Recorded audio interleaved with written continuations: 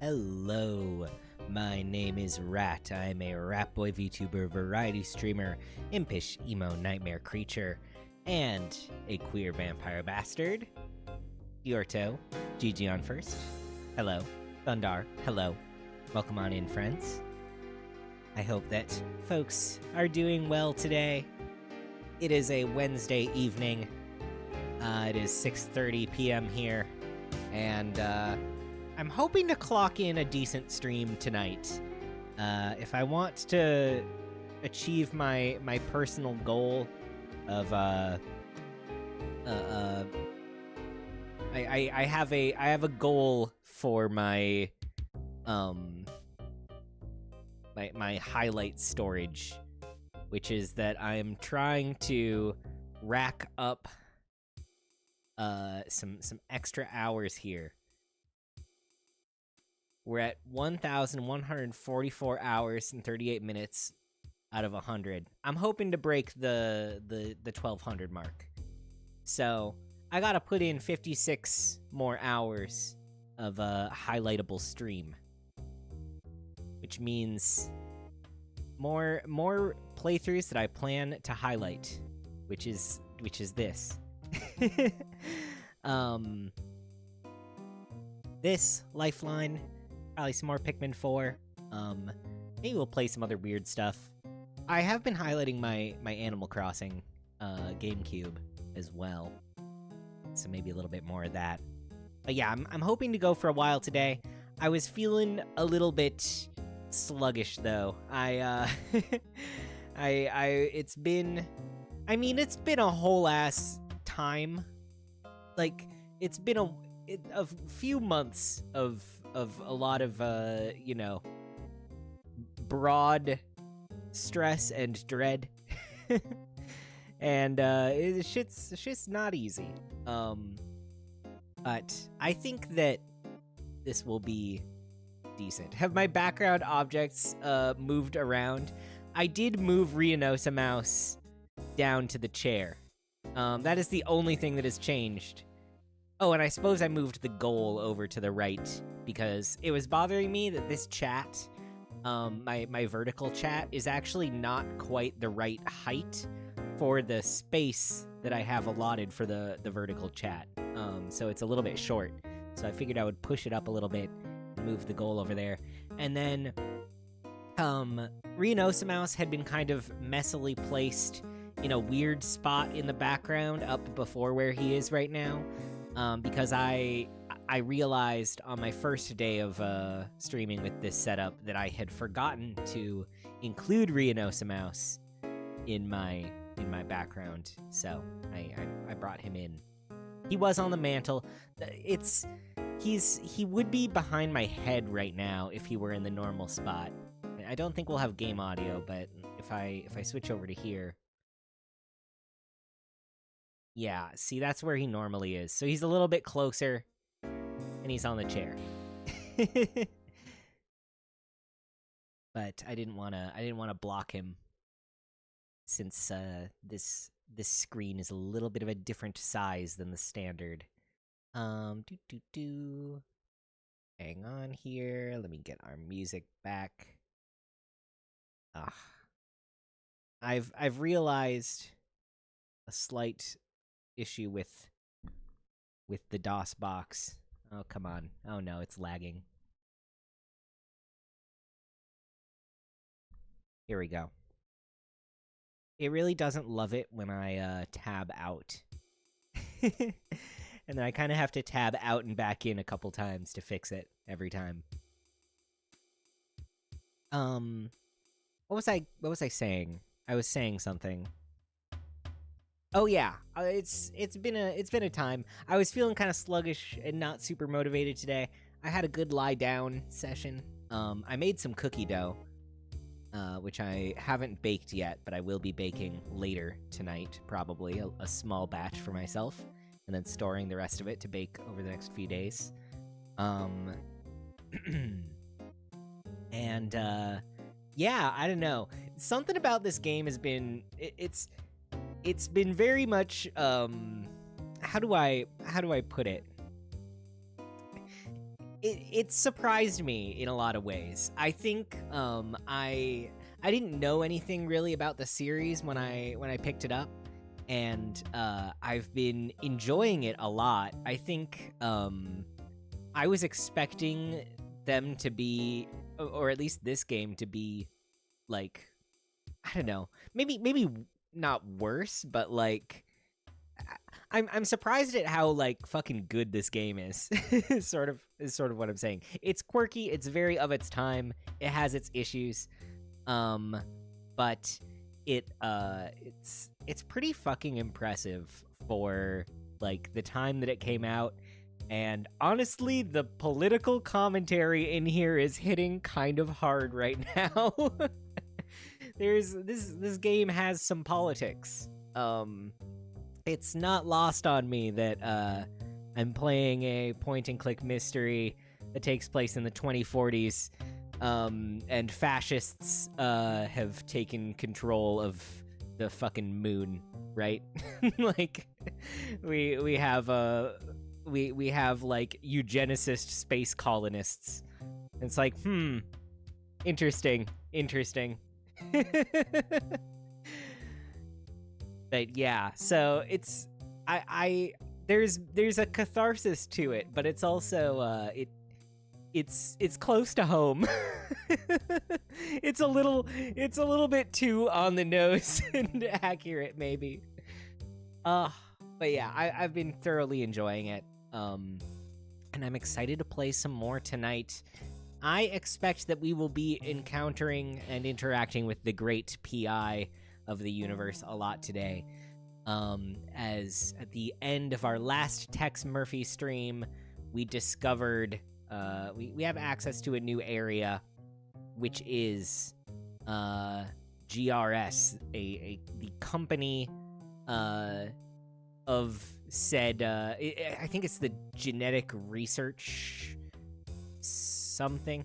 The S doesn't stand for something. It stands for something, but not the word something. Oh wait, that was the wrong button. Inventory. Let's take a look in here again. Yeah. What does the S stand for?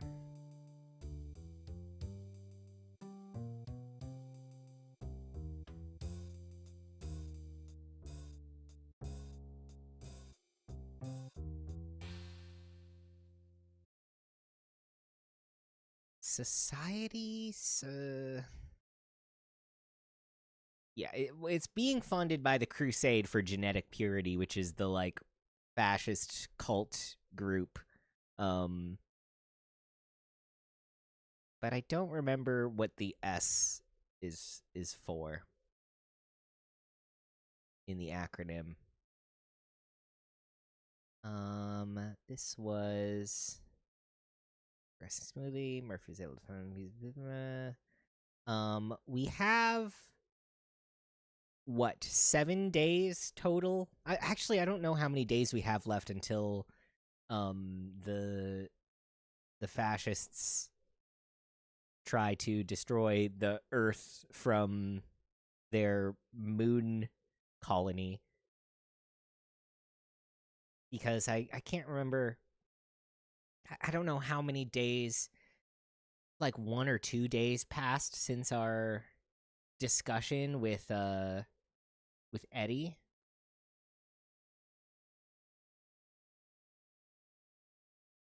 We have a bunch of names here. But yeah, we discovered, or we gained access to their genetic research like laboratory thing. There is a security bot that killed us last time, and I have a feeling that it will kill us many, many more times as we continue to attempt to infiltrate today.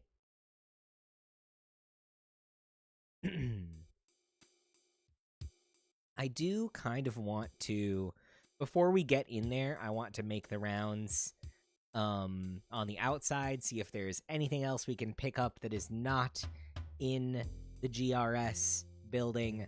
if there is any new dialogue to get from folks, and I think we'll consult our little hint tab here, see if there is anything that the game can tell us that we might want to look into before we go into the GRS, because I am reading the hints for this playthrough. Although I do not allow backseating from chat, I am allowing the game to help me out a little bit. These 90s point and clicks are fucking hard. They're really fucking hard, and sometimes the logic doesn't quite make sense, and it can be kind of difficult to tell what you're looking at sometime. This game looks fucking great, I will say. Like, I think that these graphics are phenomenal, like, for the time that this game was released. The fact that you can, like, explore all of these, like, rooms and shit, and like, you have a lot of like flexibility on like where you can go. You're not like locked to one static screen, which is usually the case of point and clicks before this game. So it looks phenomenal, but also sometimes it's confusing. I don't exactly know what I'm looking at a lot of the time.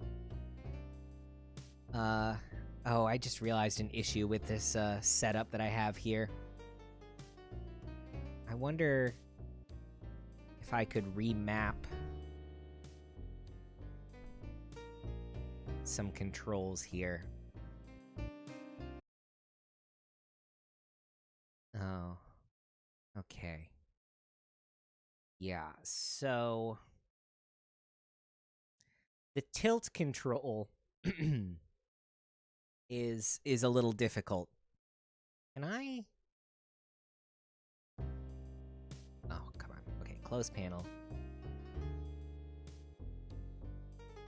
Yeah, scrolling does not help. Okay, yeah, no. I'm fucking up my mouse settings. Oh no, oh no. Hang on. Okay, one second. I'm disconnecting and reconnecting my mouse. Are we good?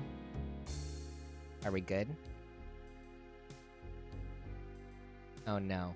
What did I do? Okay, I think it's normal. Okay, I think we're good. Yeah, so I have my laptop in a weird position right now because I was doing standing streams, and now I can't easily reach the arrow keys, which I do need to look up and down. So I'm gonna do a quick, a quick shuffling of things on my desk before we get into the game. I did not foresee this being a problem. Okay. If my mic does anything weird during this, I'm sorry. I can't control it. It is what it is. Oh shit. I don't know how I'm gonna... Okay, this is gonna be hard. I'm using like a big box of I guess it's not that big. It's a box of manga. It's kind of heavy. I've been using it as a laptop stand.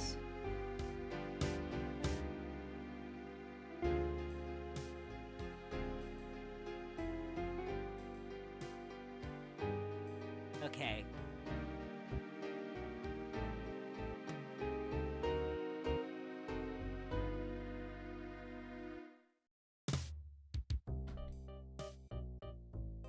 Okay.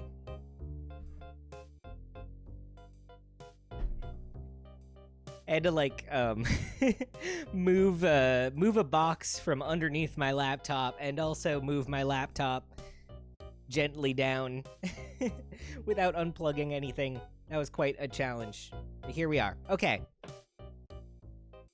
We should be in the clear controls-wise.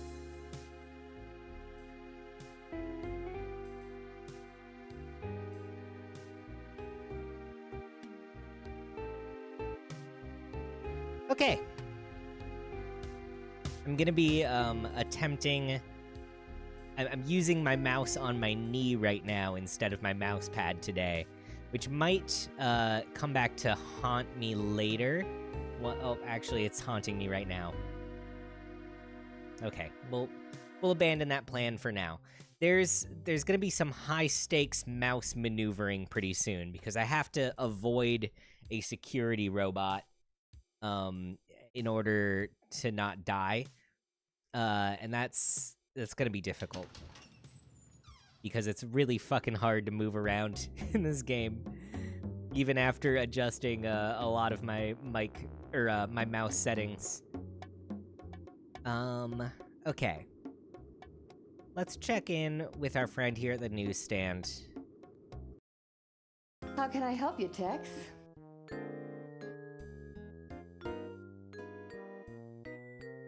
You know anything about GRS? Sorry, I haven't heard anything about that. Okay, that's... never mind.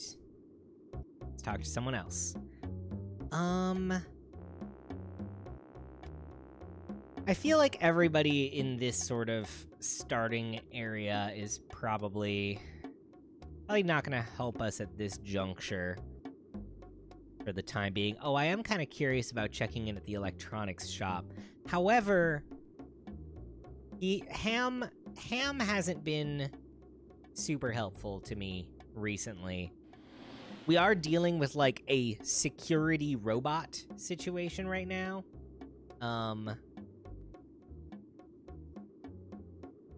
Which you would think he would maybe be able to assist with, given that he does, like, security stuff.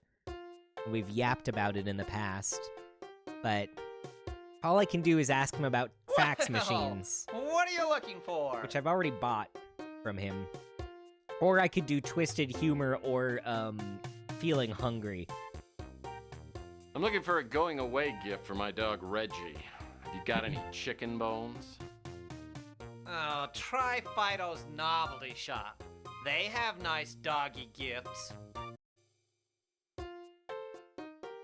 Anyways, I can't buy this fucking tube corn even though I want it. I also have beef with Ham since he's killing rodent, or he's selling rodent-killing devices.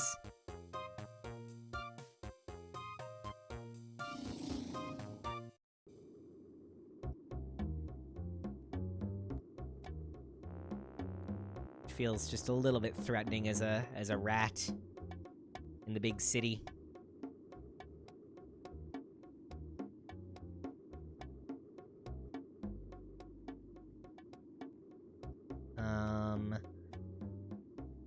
Let's look at our locations here. So, the Countess's mansion is trashed. We already, I think, got everything we could get there. The Colonel's office... Did we get into everything at the Colonel's office? Let's go here again. I know we got in the computer and we got in the safe.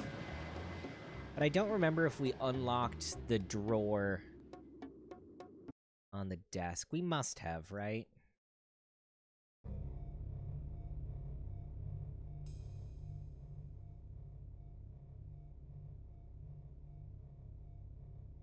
We got the file, and then we, like, decoded it.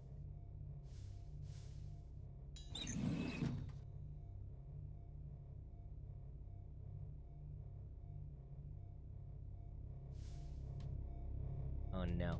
This is really... Okay. This is a good angle.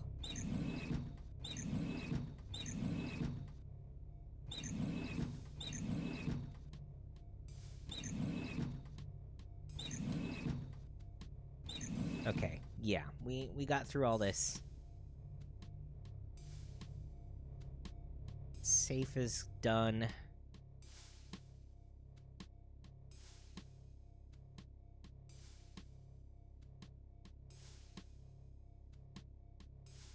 Files are taken care of. This doesn't seem to open. I gotta ask myself once more, does everybody in this town own a credenza? Man, the Colonel's, like, art taste is really phenomenal.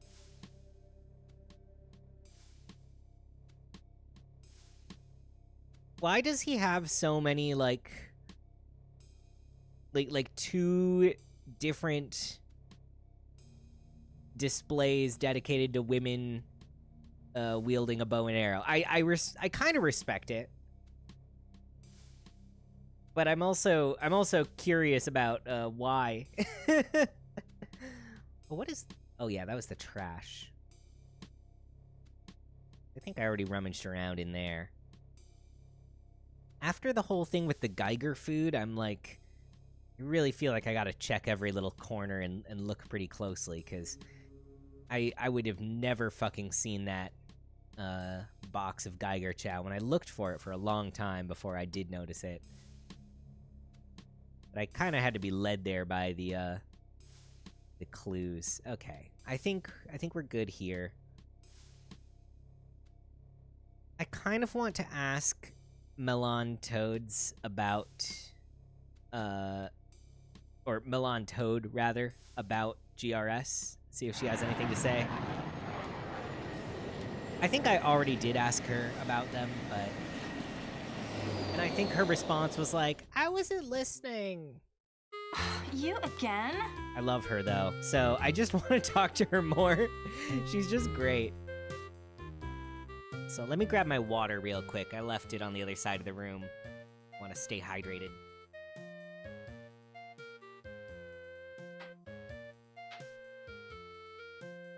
Okay.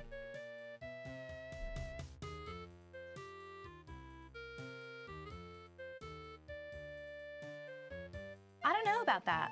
Okay, yeah, she doesn't know about that. I'd like to help you, but I can't.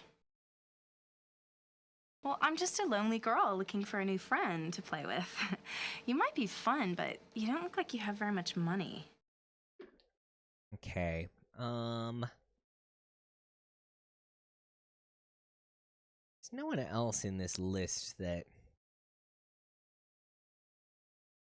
I would expect her to have an opinion on that I haven't already talked to her about, like the Colonel.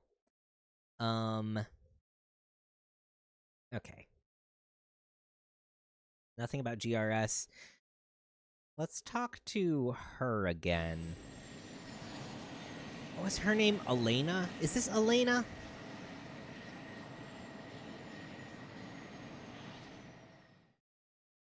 Did you forget something?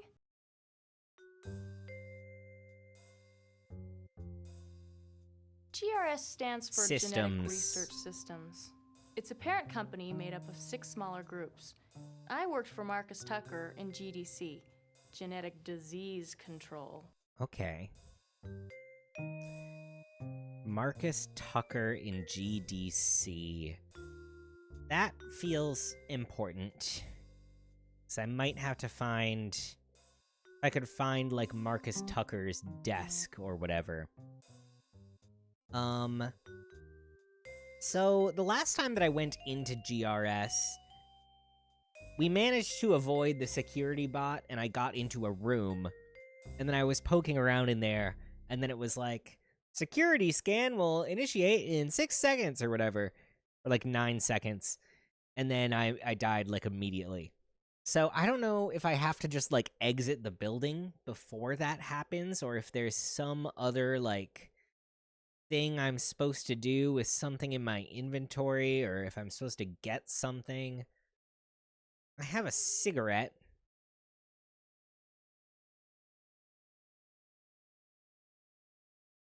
Examining it is not doing anything. We also have this little dude now. I managed Sort of cute to in a slash your throat, tear the meat off your bones kind of way. capture this little buff green creature called a Geiger. I don't know what I'm gonna do with him. But he's in my inventory. I could have probably asked her more questions.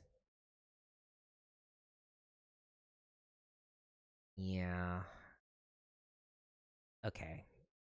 I do want to see if Ardo's... Is Ardo cool now? Is he still chill? Or are we gonna get more, in disguise dialogue here? I can't talk now. I'm watching a good show. Okay, just fully kicked out. Oh, it just automatically put us in the suite. That's funny. Okay.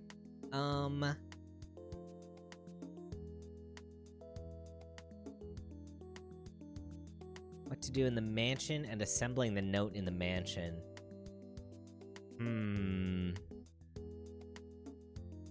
Okay. That makes me think that maybe the Countess has more shit to be done. I did assemble a note in the mansion, did I not?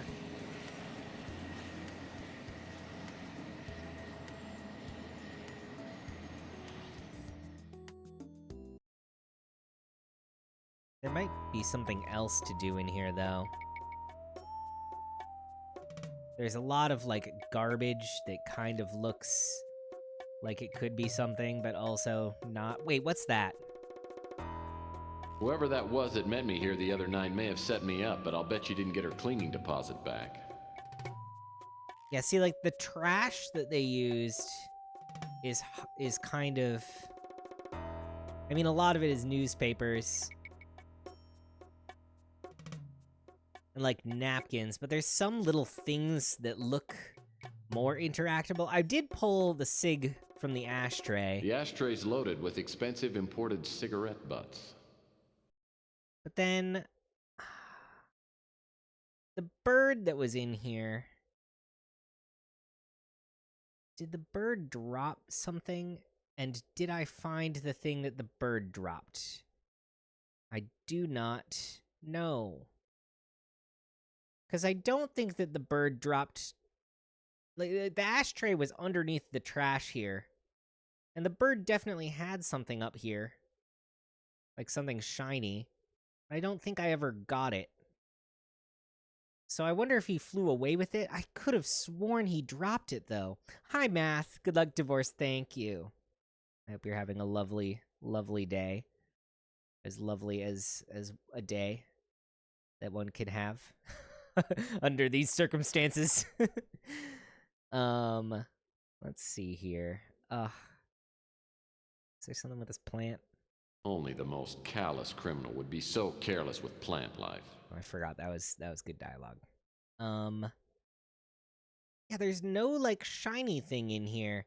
Okay, now here's maybe.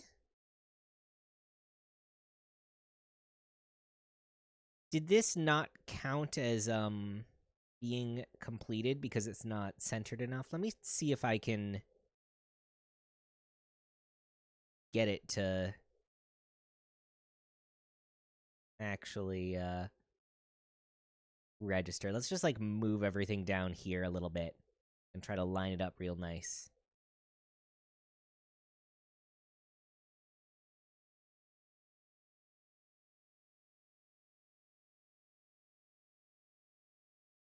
Your day's been decent. Not living in a post-apocalyptic world, at least, just a pre-apocalyptic one. Yeah, I was talking a little bit at the start of stream about how Tex Murphy is hitting a little close to home right now. But that I'm having fun with it despite its harrowing sort of vibes. Okay, I need my tunes back.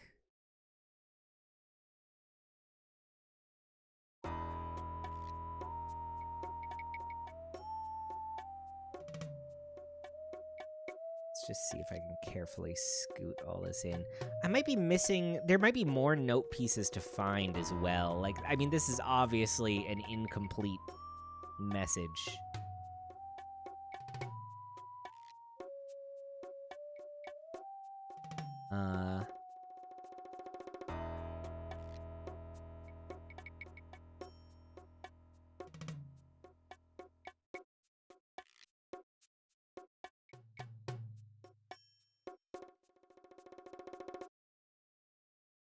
Oh, this song loop is really short in here.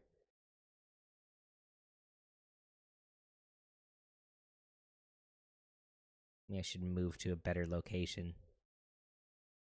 Should we go back to the hotel? Here. The hotel has such good good tunes.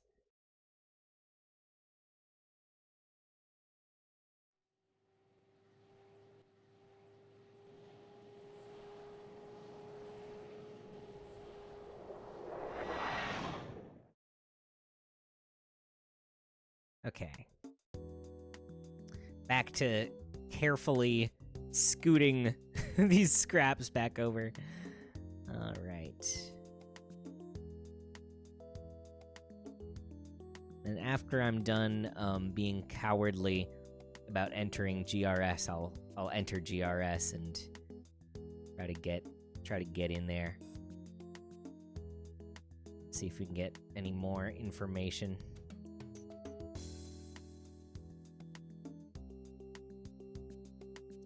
Did she say her boss's name was Marcus? Oh my god, I'm so bad with names.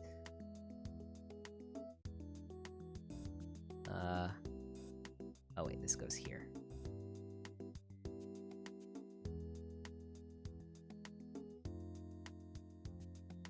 Yeah, I wonder if there are more. There's probably more scraps.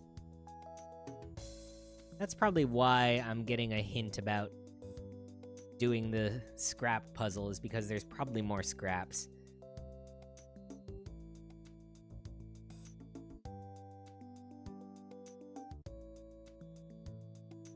Okay, yeah, so this...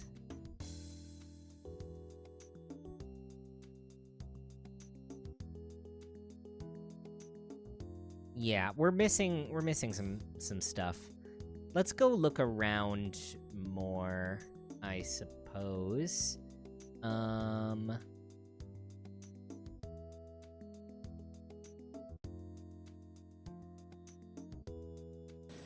So I feel like we might need a little bit more information to actually get anywhere within GRS.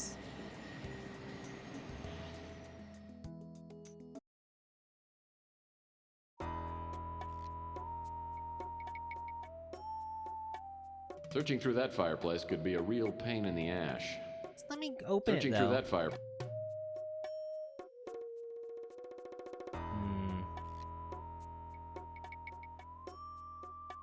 As trash cans go, this is a nice one.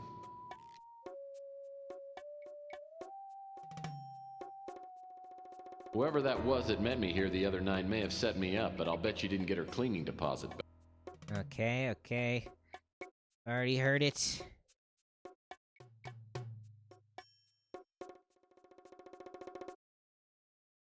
This table must have come with the room. We moved around some of the trash in here. None of the rest of this is movable or gettable.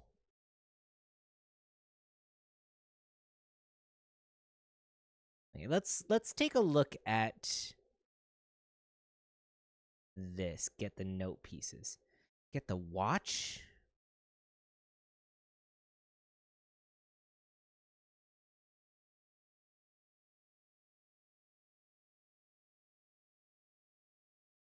Is there a watch on the ground? So that was the ashtray.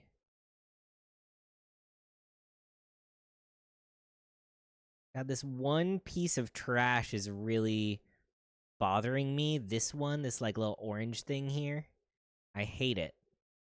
Because it looks like it's something, but it's not. It's just garbage, I think. Okay, watch. This is all newspaper. There's like a weird patch on this one. Whoever that was that met me here the other night may...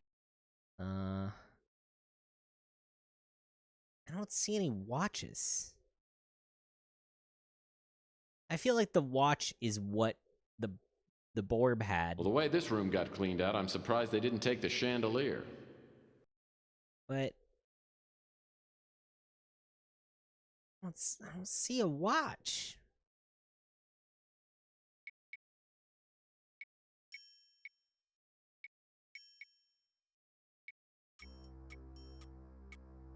The way that the like buildings through the windows move is so great. It's just a little bit fucked up.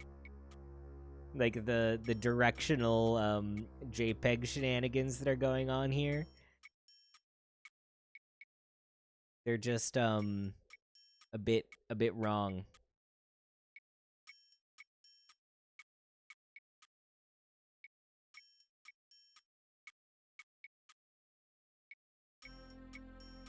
These doors may have opened at one time, but they appear to be permanently sealed shut.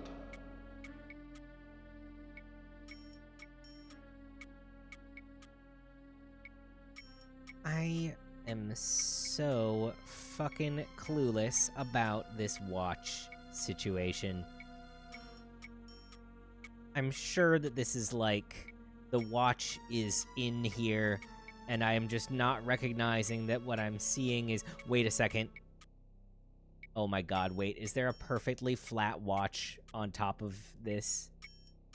What is that? What is that? The decorative mantle really sets off the fireplace. Decorative mantle?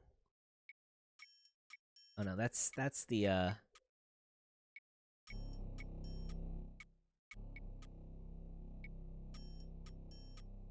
Do you see this little thing that I'm maybe seeing on top of the fireplace here?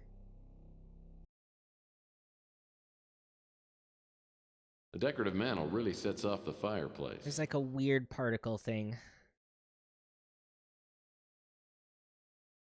I can't get close enough. Is that a watch? What is that?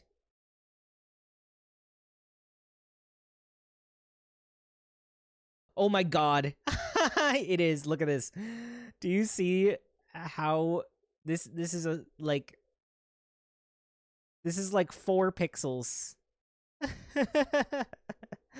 Oh wait. Shit. Hey, neat. I saw a watch just like this one in my spy supply catalog. Really nice spy watches have things like built-in A parachutes. spy watch. Okay. Maybe there's more to this watch than meets the eye. What's this? It's a secret compartment. A secret compartment. Oh. Can I combine the watch with the scraps? No. Okay. Maybe there's more to this watch than meets the eye. What's this? It's a secret compartment. Interesting. Oh, maybe if I combine the cigarette with the watch? No.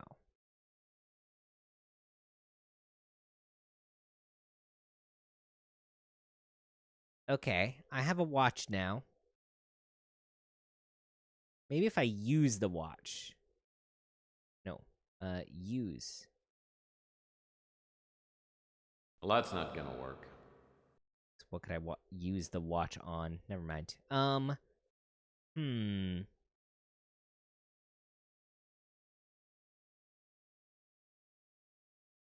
I've assembled the note pieces, which is sort of...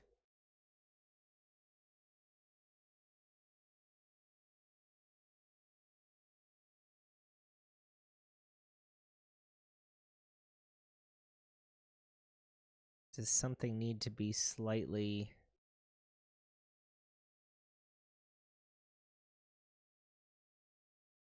different here? Did I do too bad of a job?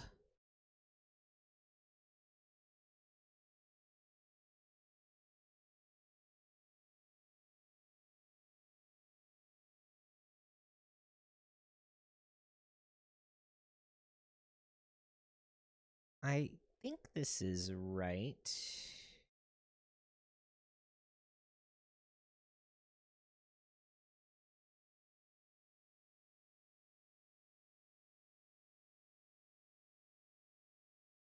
Int.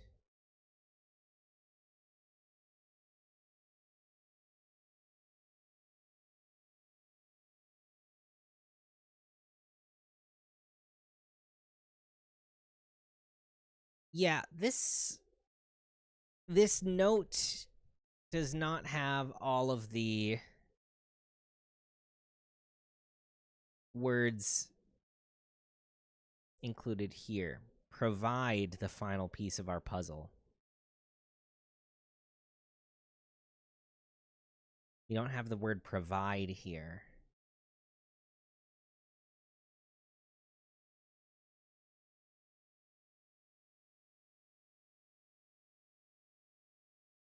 The ashtray's loaded with expensive imported cigarette butts. Can I do something with this ciggy?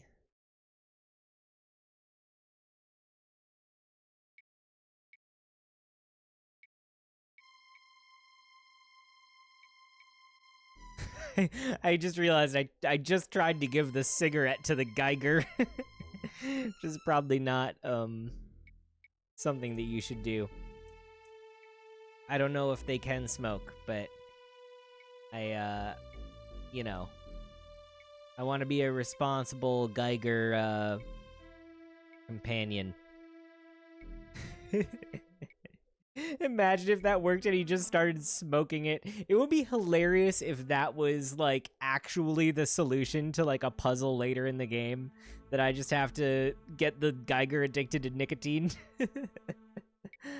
Oh, man. Wait, what's going on here?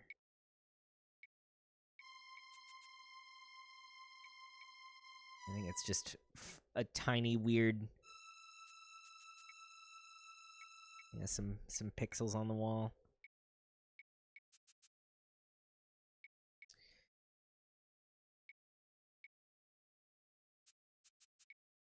Well, let me look at the rug. I was like, maybe I could move the rug or some shit. Geiger has unmedicated ADHD and needs something in this cruel world. Oh, man. Poor Geiger.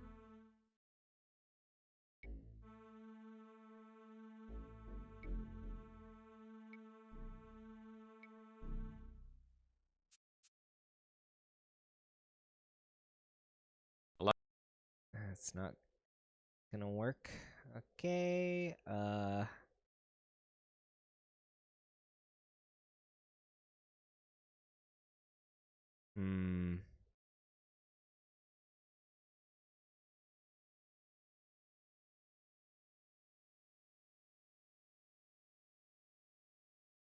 Get the note pieces.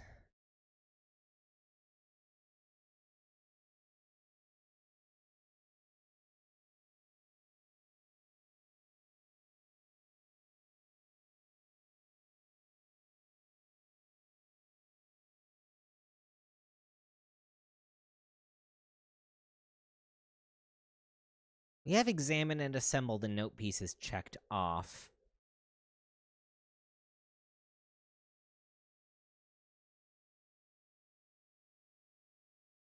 Interesting.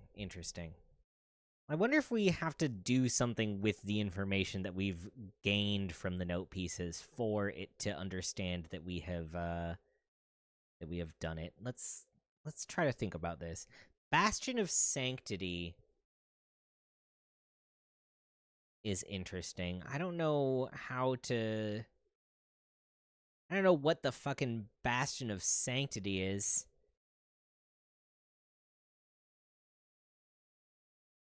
Can I talk to the piggy again?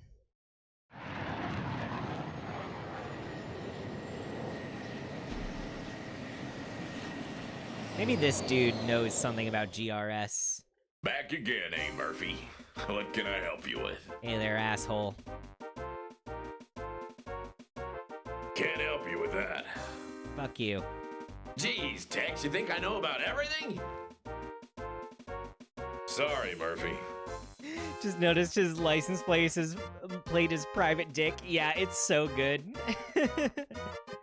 I love Tex's stupid flying car. It's great. All of the travel little cutscenes that happen up in this corner are so delightful too.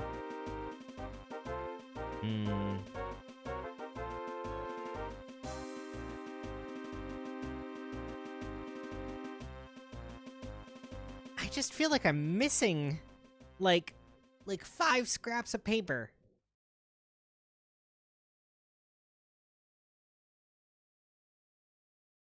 And they should probably be at the Countess's mansion? I don't know where else they would be. We can't, like, look around in the roadside motel. We can only talk to Elena.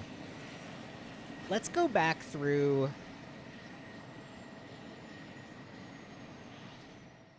some of her dialogue, though, because I only asked her Thank one goodness you're all right. question. I've been worried sick. Yeah, I'm fine.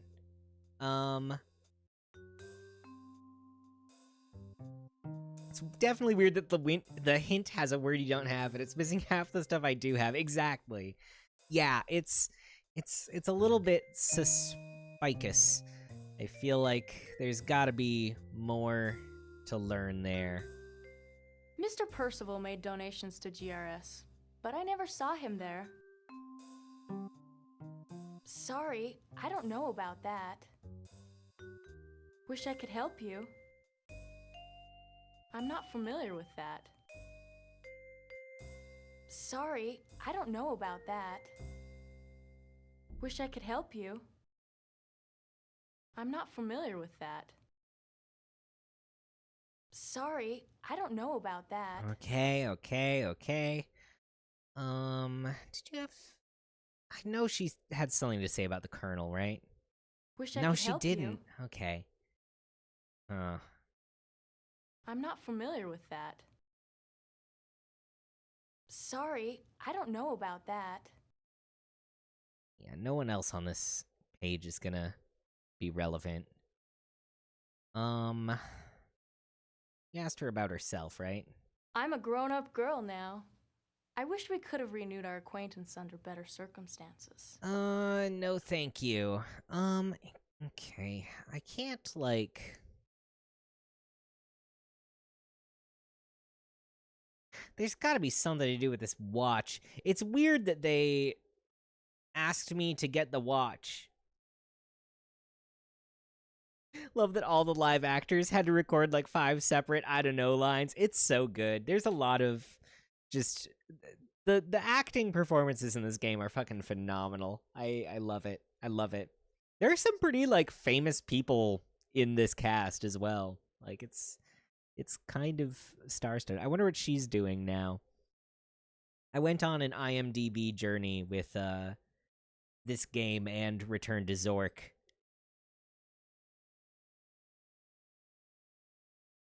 And it was very delightful. Yeah, I have a feeling we'll be hearing a lot of James Earl Jones in a little bit here once I die repeatedly in GRS. I'm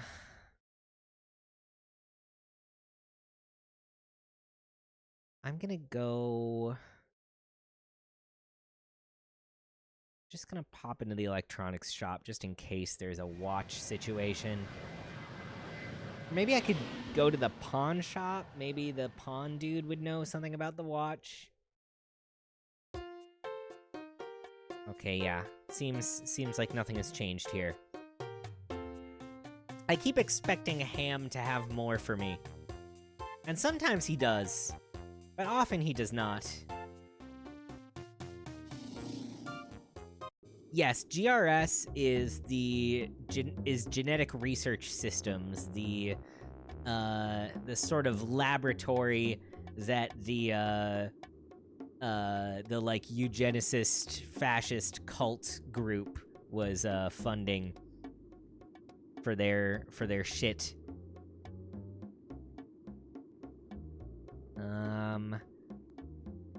What is this?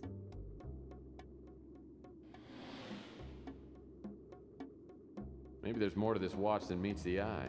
What's this? It's a secret compartment. Why would there be a secret compartment in the watch and then there's also nothing to put in there? Or nothing to be found in there? I do not understand. I totally expected there to be more pieces of scraps of note in the watch, which is quite confusing. Yeah, eugenicist fascist cult funding a genetic research lab rings a little too true in 2025. Yep, and also colonizing the moon. They're also obsessed with, moving to space and allowing the Earth to, be fucking polluted and, deal with the fallout of, World War III. It's a little bit, it hurts a little. I think it's 2042 that this game takes place in. Yeah, didn't know divorce also gives you the power of prophecy.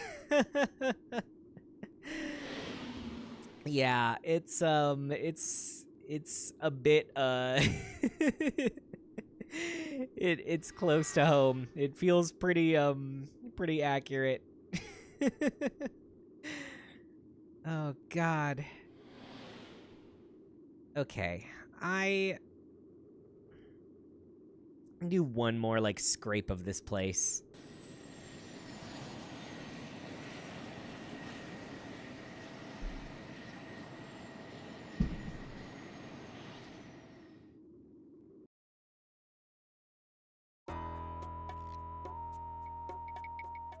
It's just there's like so little in this room at all. And this just goes to the exit. Like this doesn't actually lead to a different room. It looks fucking weird. Like what is going on in here? It's like a statue.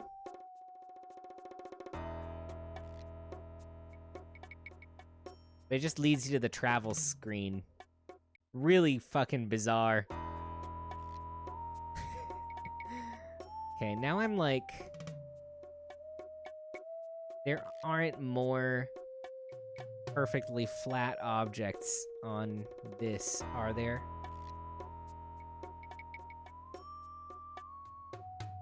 No. I think we have gotten everything off the top of the fireplace.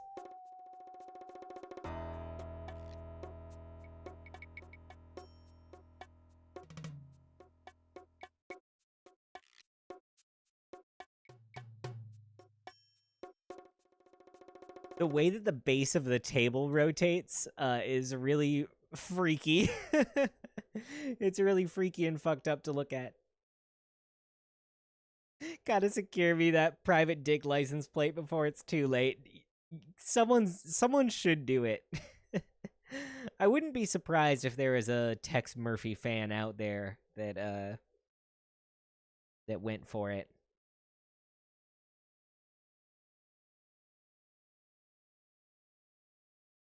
The inanimate objects moving like that is disturbing and delightful. It's really like fucked up to look at, but I also am so enchanted by it that I can't not look at it. It's very And some pillars. And some pillars. yeah. Like this background is really fucking with my brain, but I love it. I love every second of it.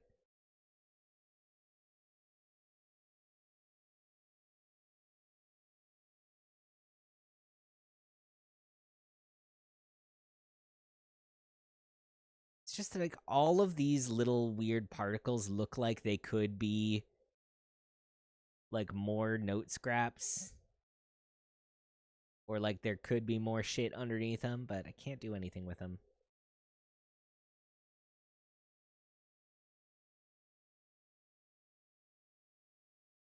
Then again, the watch's like hitbox was only like 3 pixels wide, so I'm like, what if I'm just missing it? Barely.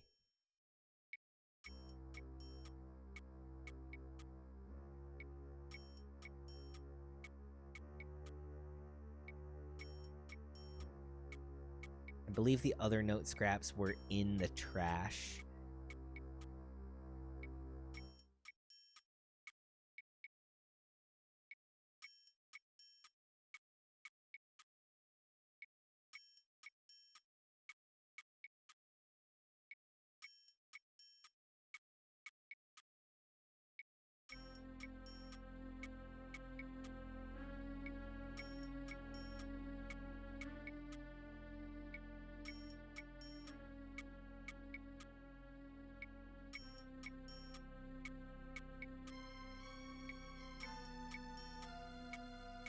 Whoops.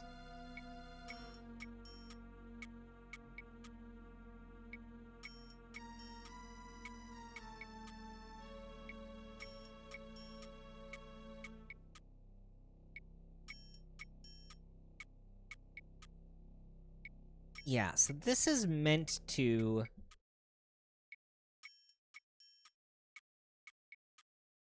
help us figure out assembling this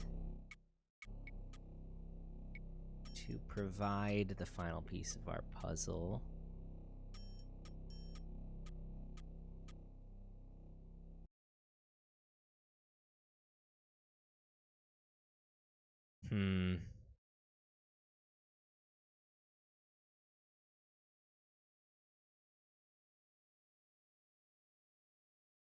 I want to read the list of bidders again.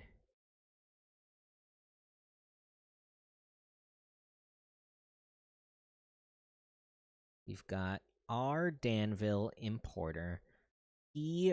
Garbert, exporter, E. O'Connor, exporter, H. Lunds, exporter, A. G. Coleman, importer, L. Percival, private collector, Madame Latinu, private collector, Duke Alforno, private collector. This doesn't really...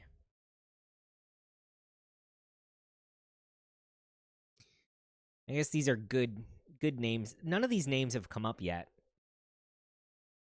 At least none that I, like, recognize.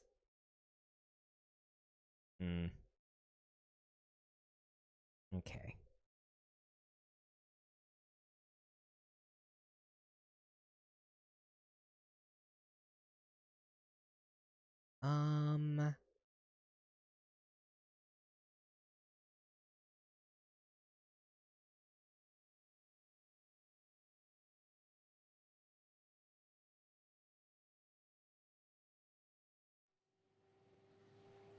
Going back to the office.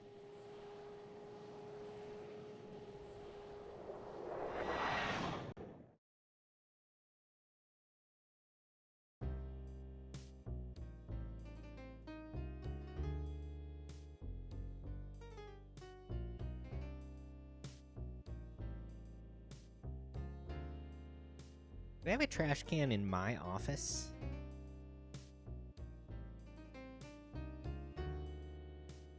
Or I just have trash on the ground. Another pile of garbage. There just aren't enough hours in the day.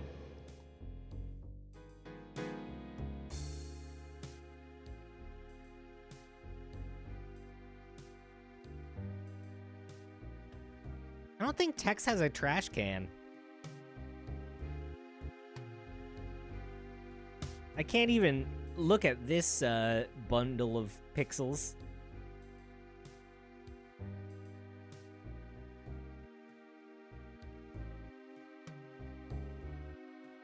That's wild. Must be why he throws his trash on the ground. I suppose so. I guess that explains the trash. The trash pile. I was like, what if there's some shit in here that I, missed? Maybe I should look it up. See if there's, like, some weird glitch with these scraps. It's so low for how tall Tex is. Yeah, it is pretty low. I think that things in here are maybe a little bit small. We don't have a great view of Tex's height from here. I guess if we look at his coats. Yeah, his desk, or his chair is really low as well. We also know that his chair, sabotages him. I love my comfy chair. I just wish it wouldn't be so easy to tip over whenever I got drunk. It's like to his thighs. Yeah, it's a really... Yeah, it's pretty tiny. I'm pretty impressed by, like, the scaling in general in this game. Like, it took people a while to figure out, at least in the like FMV point and click genre. I've noticed that in certain games, you're sometimes very, very tall, or very, very small compared to the furniture around you. And they did a pretty damn good job at, like, I don't know, in incorporating their actors into these 3D environments. Like, oh, I just dropped something. Oh, it's fine. It's fine. I don't have to worry about it. Okay. I think I'm gonna give up on this note for now. I should just try to get into the fucking lab. I should stop being cowardly about it. Let's have a save.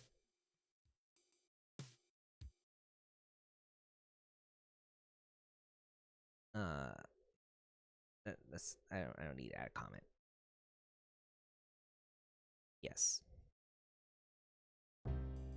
Most of the furniture feels believable, honestly, at least that you've noticed. Yeah, it's pretty good. Except for maybe, I mean, even the water coolers are silly, but I wish we had water coolers that looked like this.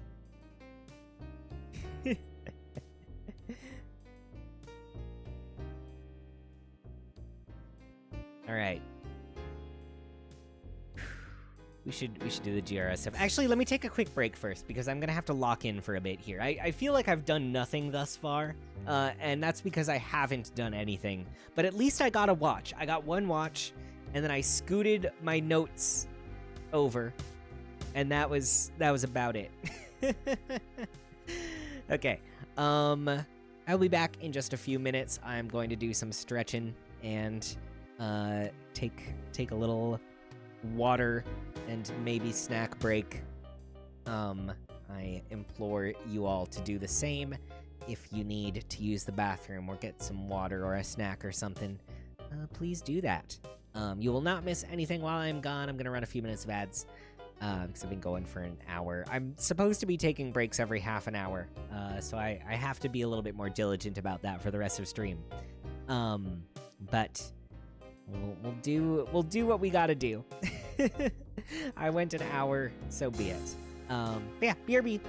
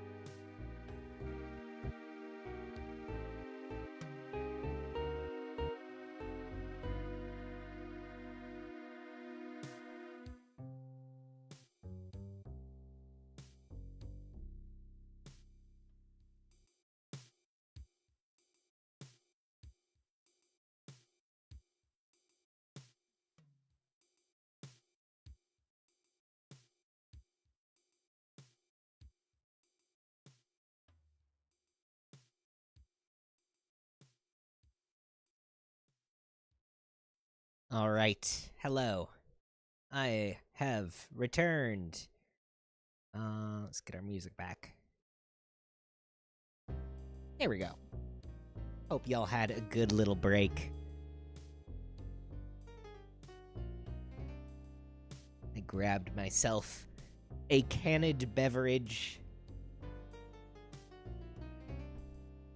of the alcoholic variety because I remembered that I don't have to wake up early tomorrow for therapy because I don't have therapy tomorrow.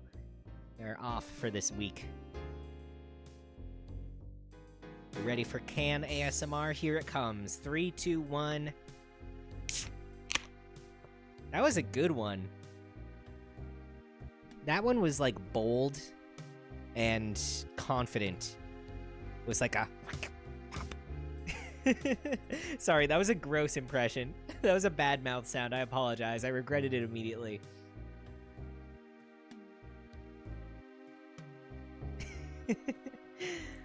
But the rip itself was good. It was a good crack and a good pop. Okay, I have to be brave.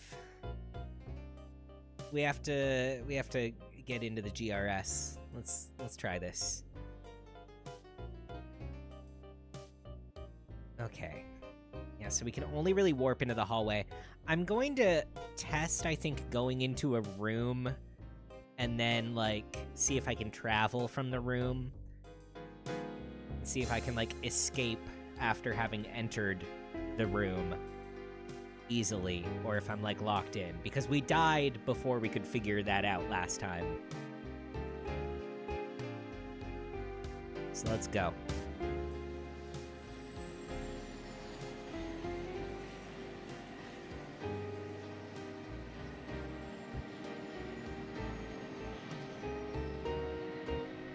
I think off stream. So I started. GRS office. Oh wait. Let me run. Let me run. Okay, I'm in a room. I haven't been in this room yet. I was going to say and share a thought, but I'm gonna wait right now. I need to investigate. We're on a timer. Whose desks is this? Wait, is this a security room? This computer has a mini disk drive. These computer panels probably do something, but I have no idea what it is. Okay, whose desk is Unless this? some prankster swapped nameplates. Ava. This was Ava Shanzi's Oh shit. Okay. So this is a person. These computer panels probably do something, but I have no idea Ava what it is. Shanzi. She was like the undercover person who These computer disappeared. panels. This divider doesn't seem to be serving much of a purpose here. Yeah.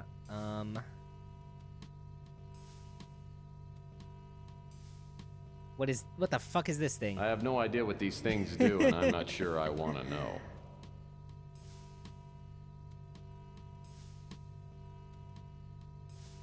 Look at this graphic. Are they like scanning something? No way into this high security area. The switch to the door is that red button on the table. But what's that I see sitting next to it? That's a roast beef sandwich. Excuse me, there's a sandwich.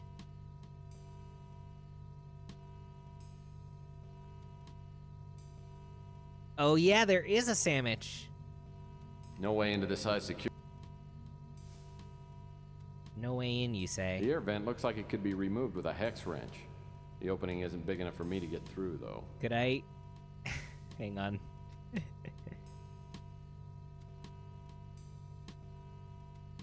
Well, that's not gonna work. Never mind. I was like, maybe the Geiger could do it. Okay, let's try... Warning. Shit, okay. Security sweep will begin in 5 seconds. Excuse me. Oh, I can't travel. Oh, no.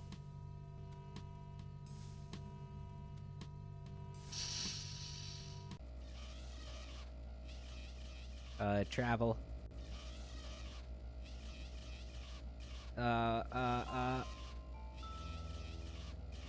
Did I survive? I think I survived.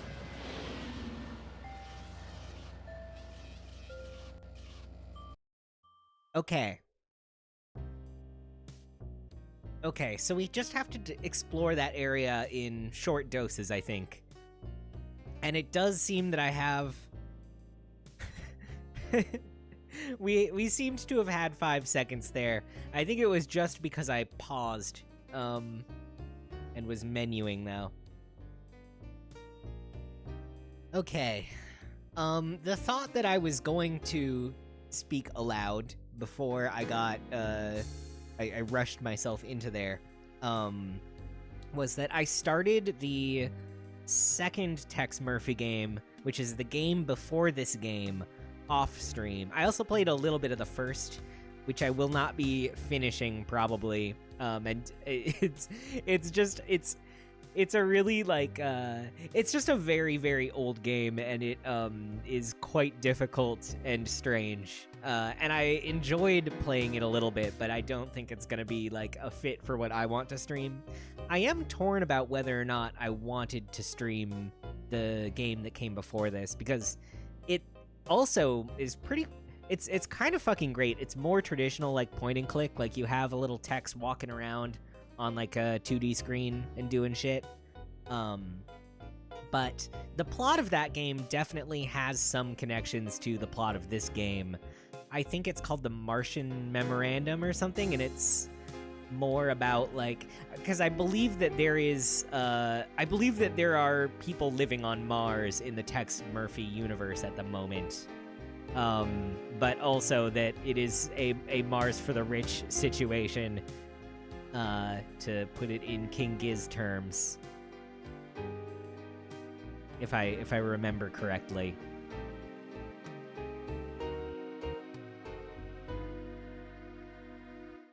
And I believe that game has a little bit more to do with that aspect of the space stuff.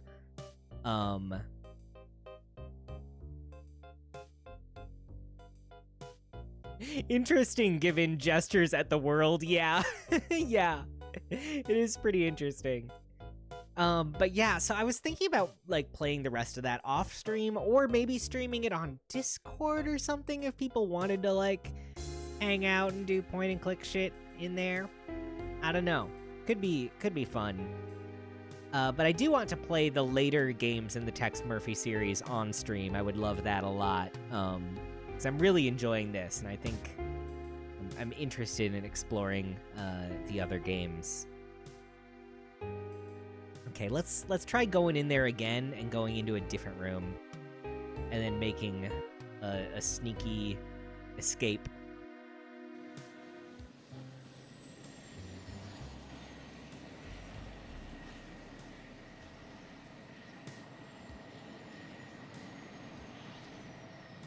I'm gonna go to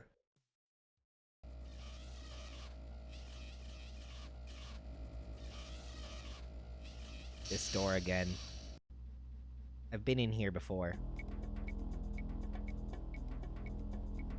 Boy, whoever sat here... heck? Okay, I know exactly where I will use that. Looks like this computer... Computer passcard. Okay. This is... According to the nameplate, this death Paul belonged to Dubois. Paul Dubois. So we need Paul Dubois' computer passcode.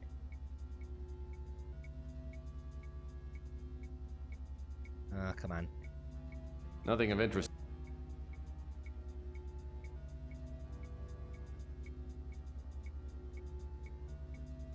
Okay. I'm gonna try leaving and exiting now. Or exiting and then re-entering again. I don't know the route that the security bot takes, and that's making me really nervous.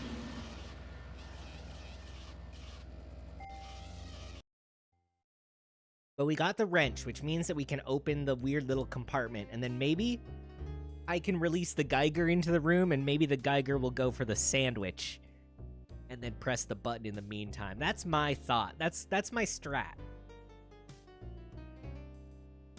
You wonder if I can stay ahead of it. Yeah, you can definitely, like, it's the shape of the room is like a circle with like a line bisecting it, right? So there's like two curved paths to the left and right, and then the one down the center. And I've been around to the right side before without getting robot detected, but I don't know what path the robot takes. I don't know if the robot definitely comes towards where you spawn in. And it sounded kind of loud when I was zooming out of there. So I wonder if it comes around the right side. But yeah, I don't know. I don't know. I should save first. Let's save now that we have the wrench.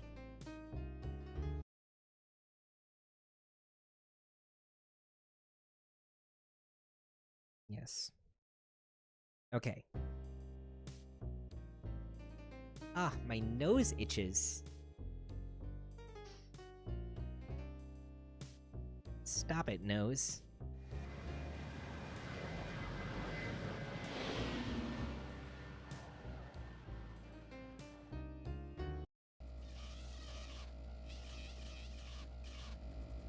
It really sounds like it's coming closer to me. Okay. Inventory.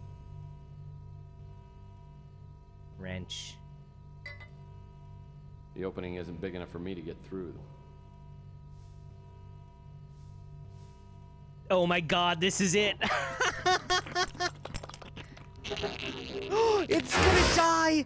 No! Little guy. No! You must No! have tripped something on the No! console, or maybe the No! old roast beef sandwich spontaneously combusted. Oh my At least he god! got the door open for me. Oh my god, my son! No! Oh wait, what just happened? Wait, why is it tiny? Why is the... Just standard office desks. What's going on here? Just standard office. Why is my viewport small?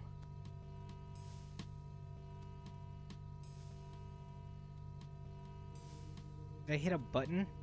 What did I hit? Oh no.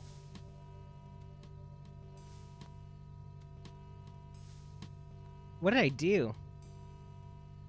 Okay, wait.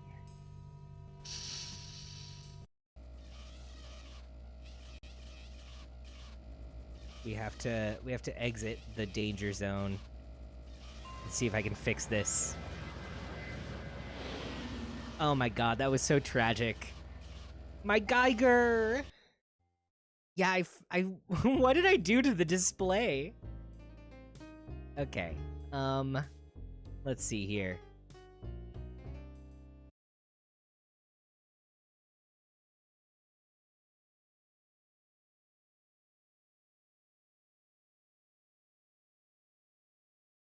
There we go.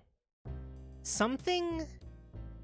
I changed my emotion... Hang on. Let me experiment with something real quick. Oh no. Oh no. Okay, whatever hotkeys my Stream Deck, or not even my Stream Deck, but Honk, my PNG tubing software is using for changing my emotions are the same hotkeys that are controlling our window size in the game. So I can't change my emotions. I have to remain neutral. That's what happened. That's what happened. I cried at the Geiger and nothing changed, and then I went back to normal and then it made it very small. Okay, that's funny. That's very funny. That's insane. Okay. Okay, let's save again. My poor little dude. Yeah, I must stay stoic. Man, I can't believe that that was the solution and that he had to die for for for the cause. Oh my god. That's very funny and very tragic. All right, let's actually explore that room. Whew.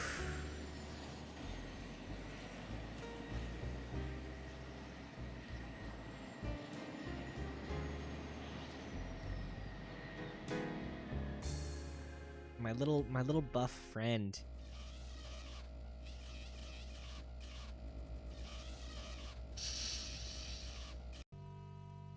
Okay.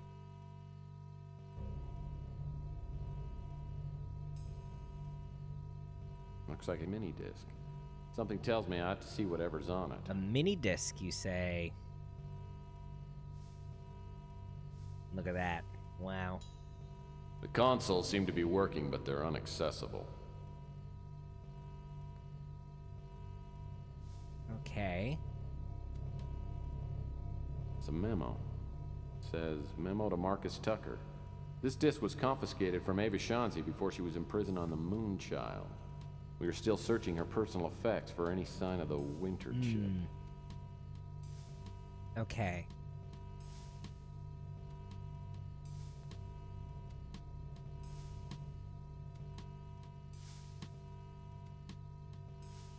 This computer has a mini disk drive. Computer passcard required to access this computer. Computer passcard. Okay. I need a computer passcard. I got the memo there. I think I'm gonna have to go to another room about that.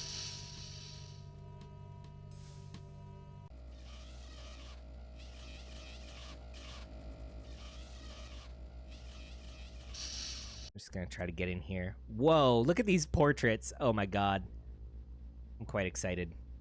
Alright, let's take a look at this desk. There's a lot of notes here. This memo consists of a short outline titled Anticipated Patterns of Organic Regrowth. Topics listed below include effects on marine life, risk of vegetation contamination, and possibility of inherent immunity. This table's solid oak. This memo consists of a short outline. Okay, so that's the same. Some kind of remote control pad. Probably controls the audio-video display. Well, let's turn it on. Well, the video screen works. Whoops. Okay. Whose desk is this? Sorry, I accidentally cut off Tex's dialogue there.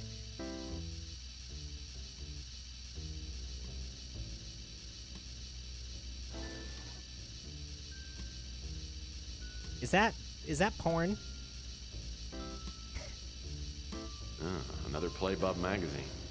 Say what you will, but I love the articles. Of course, Tex. This desk looks like a mate to the conference table. Oh, it's an electronic shop laserdisc player. Chintzy, but it looks like it works.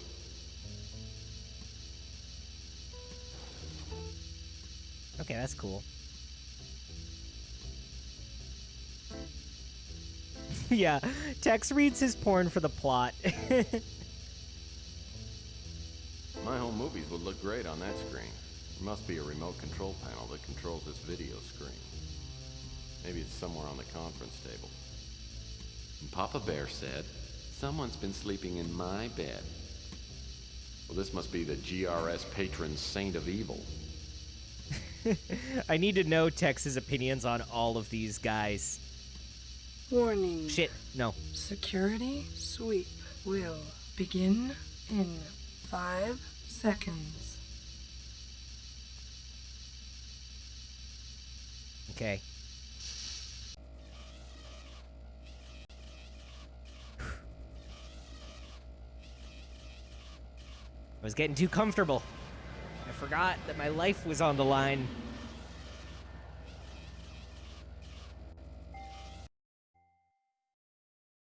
Oh my god. Okay.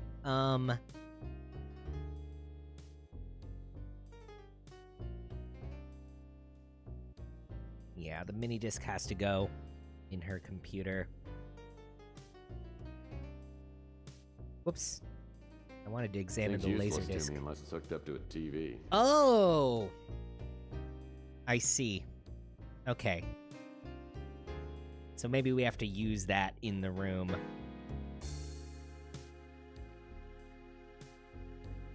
Actually, can I? Well, that's not gonna work. Damn it. Okay, that's fine. Actually, save again. Let's save. I'm just gonna always save.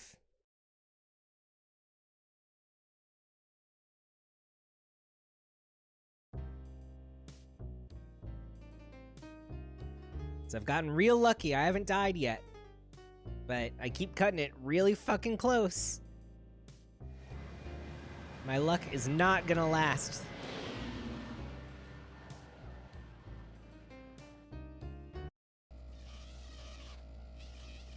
Let's go in this room. Oh shit. Locked.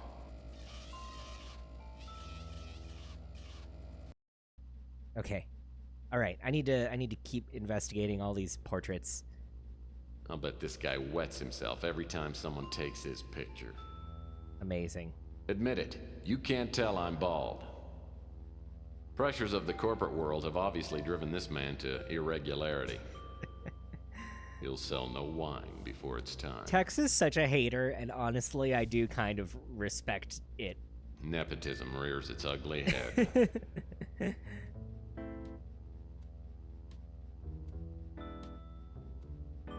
I love it. He's sassy. Hey, isn't that the actor starring in Doogie Howser, The Next Generation? Professional hater. Well, this picture must have been taken at the company prom. This picture speaks volumes of therapy. I'm surprised this guy didn't pose with his favorite weapon. Hey, a woman. Well, I hate my job. What I really want to do is sing and dance. I need to look at the sing and dance guy. Hey, that's the creep that tried to pick me up in a bar a couple of months ago. I'll bet this guy loves to be poked in the belly. Wow. This is probably the guy the whole office played practical jokes on. Something tells me this guy slid all the way to the bottom of the corporate ladder. Kid tested, mother approved. Oh, and there's two more. What does this guy think he is, an action figure? I'm pretty sure I bought a used speeder from this guy. Incredible. Incredible. Incredible. All right. This memo consists of a short... These are all the memo same, I could- think. Warning. Shit. Security sweep will begin in 5 seconds.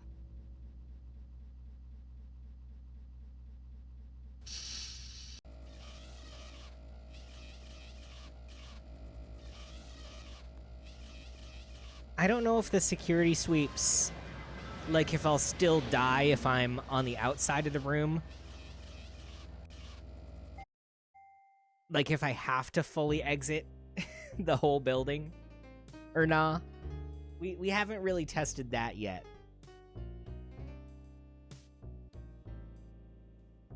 Man, all that I did on that run was just judged a bunch of dudes' photos.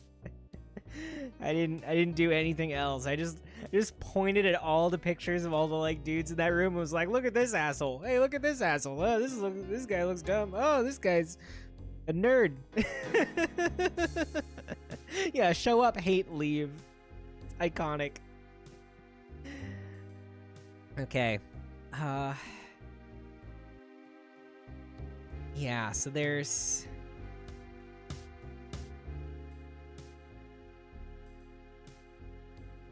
Oh my god. There's a lot going on here.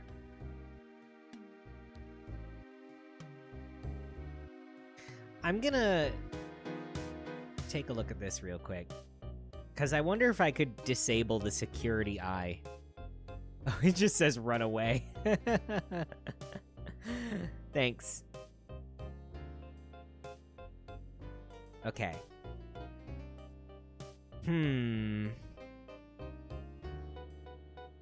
I think we should try using the Laserdisc player in the conference room. So that was what I was going to do last time, and then I got distracted looking at all the photos of the men.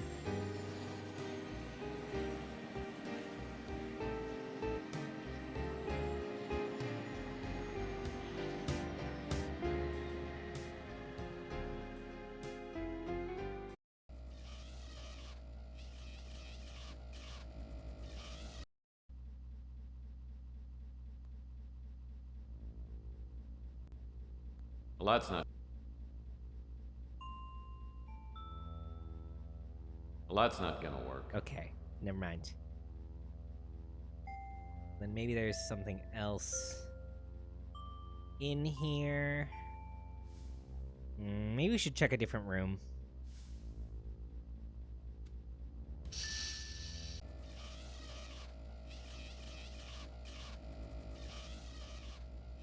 I wonder if the eye even, like, turns the corners, or if he just walks in the middle.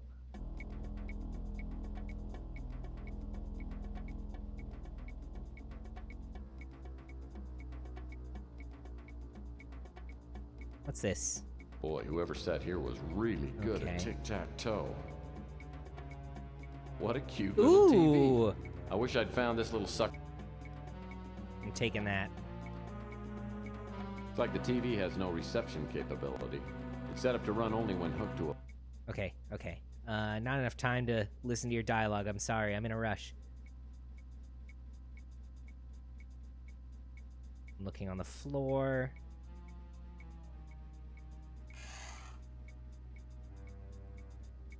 Nothing else.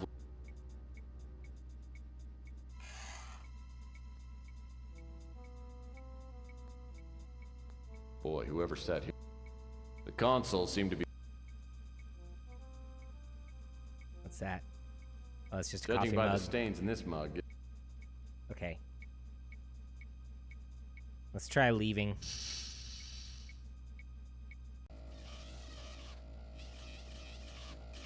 Try Oh, to move it a got little me. faster this time. Shit. If you get out of this alive, do me a favor and start getting some regular exercise. And it wouldn't hurt to lay off the smokes and booze for a while either. Thanks, great PI of the universe, James Earl Jones.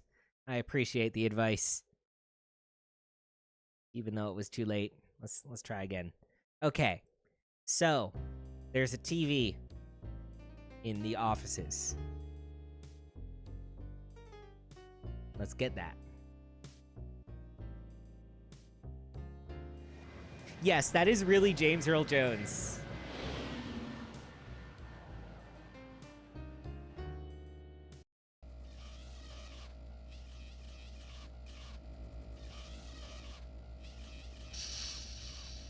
Yeah, this game has a pretty star-studded cast.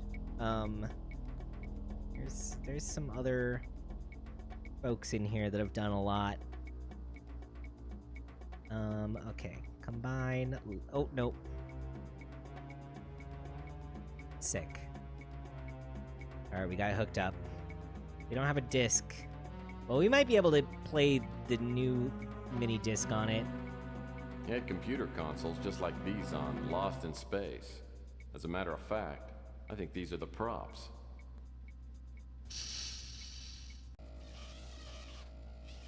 Okay. I'm gonna scamper back to Tex's office.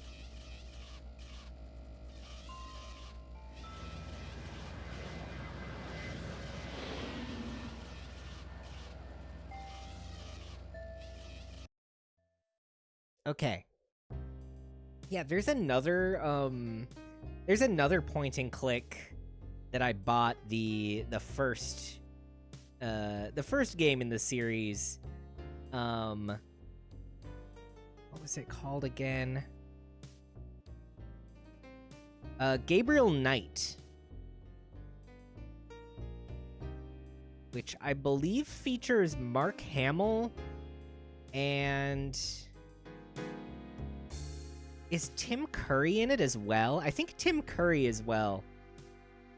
Yeah.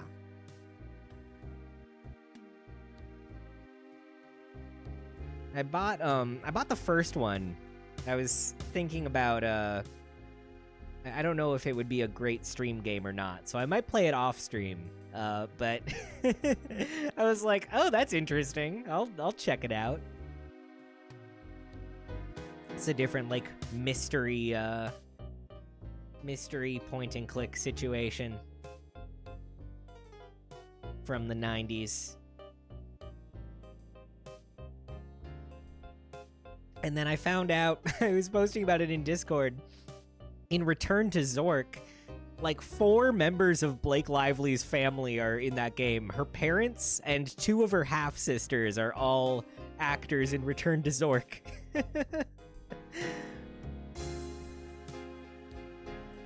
Wild that they just got actors for these all the way back then. Yeah, I mean, it makes sense if you think about it. Like, of course, like, if they were working in the, like, you know, I guess you would call this, like, the interactive film, type game industry, then trying to appeal to actors to start getting involved in video games was kind of a novel thing, but pretty interesting. It's cool seeing, like, who was like, yeah, sure, why not? I'll try acting in an FMV game. Even if, in this case, it's just, like, James Earl Jones, at least, is just a voice actor. But there are a lot of, like, actor-ass actors, given the nature of the medium.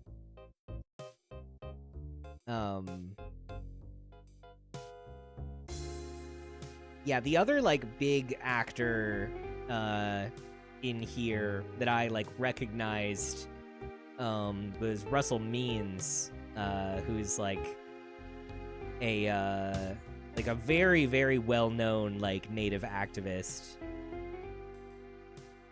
And he was in, like, a lot of shit. He was in a lot of movies, and I was surprised to see him pop up.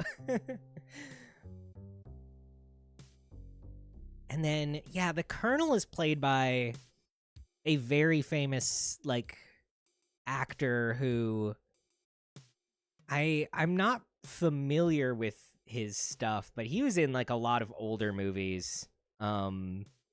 Definitely before my time. I think he was in the original Parent Trap.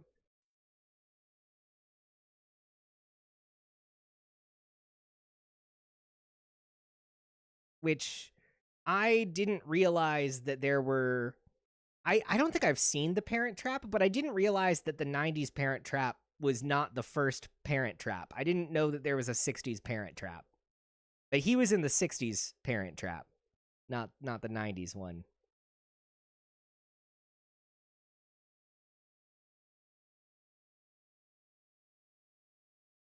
I was like, oh, that's interesting. Okay, I was gonna look at my screen, and then I got distracted. Now I'm set up to play a laser disc. Will the mini disc work in here? Probably not. Yeah, no, it won't.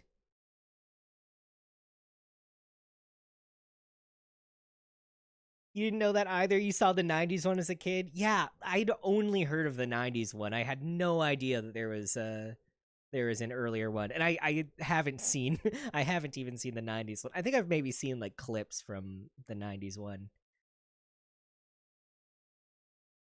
Okay, I have to find a disc. There's a Parent Trap 2 and 3 even. Oh, like, even farther into the future. Or I guess not the future, but closer to the modern day. I'm not surprised that they're not as good. that does tend to be the case. Also, hi Kaj. Welcome on in. All right, I'm gonna go back in here. Actually, let me save. Let's save every time.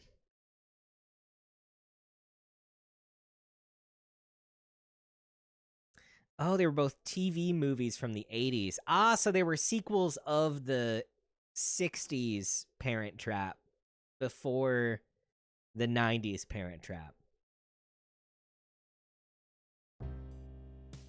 Fascinating.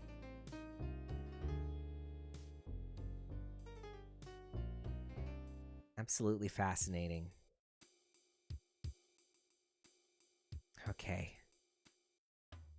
Oof, deep breath. Sip of beer. Hand stretch. I'm giving myself Lifeline style commands here. All right, re-enter GRS. I don't know what room I'm going to. I should think about that. So I need the computer passcodes. I need to figure out how to get the TV working in the conference room, and I need to find a disc for the Laserdisc player.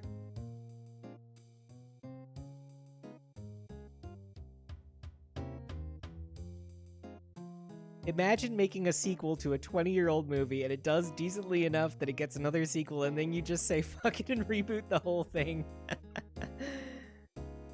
Now I need to I'm Googling now. Oh yeah, Parent Trap 2, 86. Parent Trap 3, 89. It was only 9 years between Parent Trap 3 and the Parent Trap 98. Fascinating. Decently enough was not great. Yeah, it sounds like maybe they were like, okay, we gotta go back to square one. Let's redo it from the top. We want this franchise to keep existing, but things aren't working out. Oh man. Okay. I want to go back in the office with in Shanzi's office.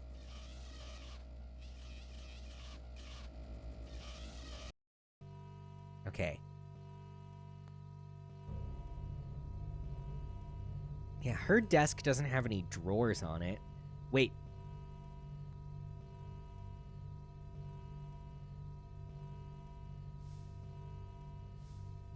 My God, I wish I could read that fast enough. Wow, they had computer consoles just like this on Lost in... Sorry, I'm skipping some of Tex's dialogue because he's slow at talking. Oh wait, did I look in here yet? I don't think I did. Oh my God, I totally did not. I'm just gonna get this stuff, and then I'm gonna examine it later. Just stand... Okay, I can only open the left side.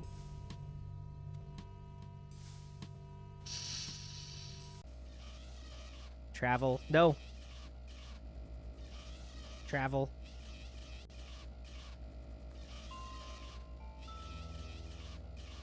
Okay. I wish I could be there at that 98 pitch meeting. Okay, I know we've done this 3 times before, but... God, there are so many pitch meetings that I would love to be a fly on the wall for. I know one that I've talked about extensively and dedicated an entire stream to sharing and discussing with friends. But the Pepsi logo redesign, I would love to have been present. I would love to just have a little peek into that process of presenting the Pepsi Arnell document to Pepsi.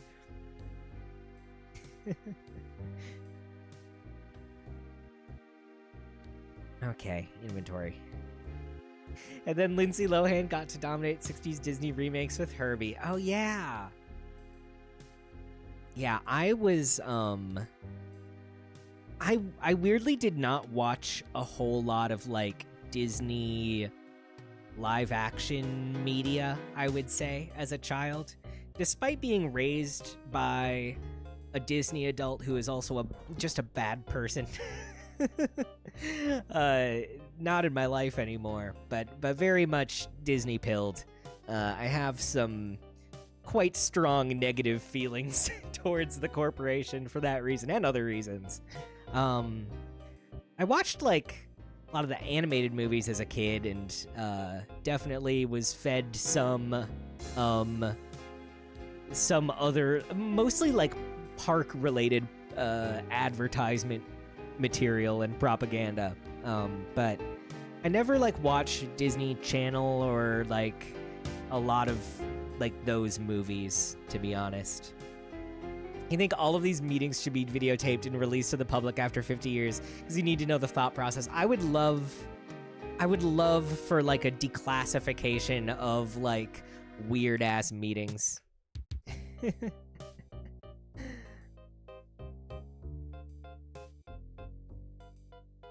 Yeah, I'm quite interested. Yeah, I am not a Disney Channel original movies fan. Oh wait, I just fucked things up a little bit. Okay, here we go. Oops. I'm not much of a Disney enjoyer. I have Kingdom Hearts is my canonical interpretation of Disney, and the one sort of Disney adjacent thing that I choose to engage in willingly and with delight. And that's because it's weird as shit. Didn't we talk about Donald in Math Magic Land before? I do have a fondness for Donald in Math Magic Land. That one was a film that I watched quite a bit as a child. It is charming. That's very fair, but they're quite unhinged and enjoyable to you. Yeah, they seem pretty wild. They seem quite interesting at the very least. There's certainly a charm to them. Let's take a look at this. We have a passkey now.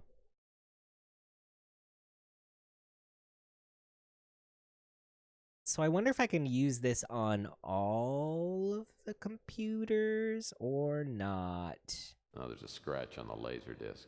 I wonder if it still works. Ooh, presentation by Marcus Tucker. Okay, let's combine this with our audio-visual equipment. Whoops. And then examine our movie. Hello. Oh, this is I'm great. Marcus Tucker. Is that it? Is that it? Hello. I'm Marcus Tucker.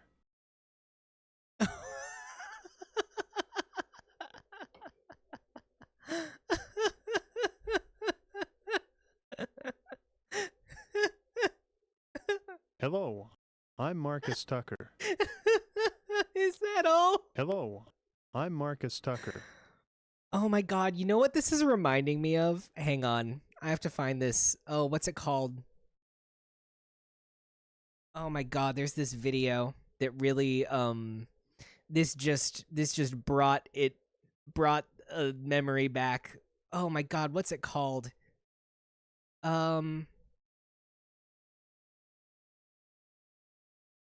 It's like a YouTube poop style like editing of a fucking like law firm ad. Oh my god, how do I find this? What's it called? Oh no. It's so good.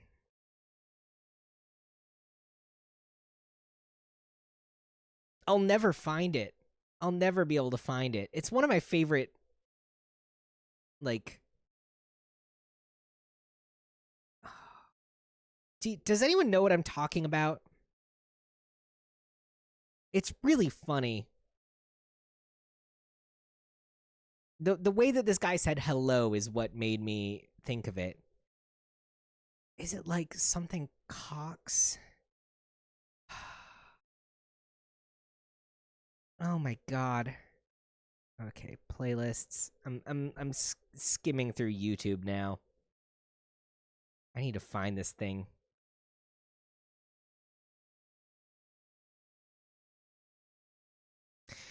Yo, Mac. Oh my god, Mac. Do you remember this one video of it's like a YouTube poop style edited video of like a law firm advertisement? Do you know what I'm talking about? And he says, "Hello." I cannot for the life of me remember. I can't figure out how to find this video because I don't remember the name of the dude or the firm. Is it this? Let me see. Yes, it's TaxCox! Oh my god, this is it. Thank you. Thank you, Kaj. Yes, this is exactly it. This is exactly it. Thank you. This just reminded me of that. Hello, I'm Marcus Tucker. Oh, thank you, Kaj. I knew it had Cox in it, but I could not remember the name. It's so good. It's so good. You found it because someone asked about it on Reddit and someone else found it. Hell yeah. I knew if I'd looked, like, used my search terms a little bit more intently that I would maybe find it, but oh my god. Thank you. That video is so good. That video is everything to me. Let me get the music back. Wait, no, I need to fully enter the configuration file here. Oh yeah, I gotta read this. YouTube poop type video where a law commercial has been edited to make it funny. Yeah.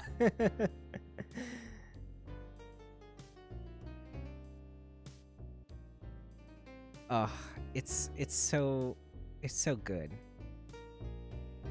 It's so good. Yeah, Reddit is really like carrying the ability to find things right now in our sort of Google failure hellscape. Shit's been kind of fucked. Okay, let me get back in here. We've got a passkey. Yeah, no AI, just a million nerds. We need like we really do. We're at the point where we need like man-powered searching. Like the algorithm is so fucked up right now that like we literally need to give the job of like searching and knowing things back to people in order to be able to find shit. It's amazing. It's wild. Who'da thunk? Oh. Okay, we're fine. Sometimes this song loops at a weird spot. Oh man, I was, oh god, this killed me. Hello, I'm Marcus Tucker. I don't know how I'm gonna. Can I fix? Can I fix the disc? Oh, there's a wall safe. All right, we gotta get into. We have the we have a pass key.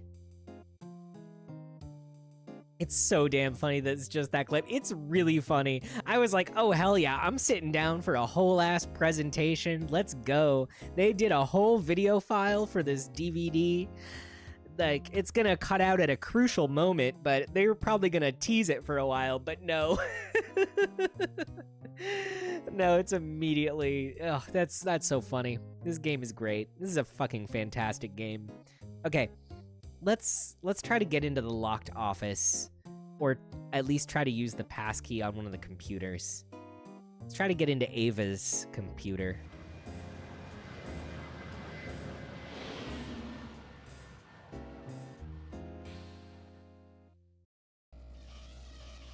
I didn't save. Which is maybe a bit of a problem. Excuse me. Inventory. Passkey. Use. Well, that's not gonna work. Access denied. Shit. Okay.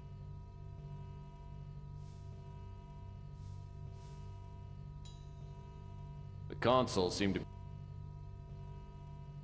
Well, that's not gonna... Okay. That didn't work.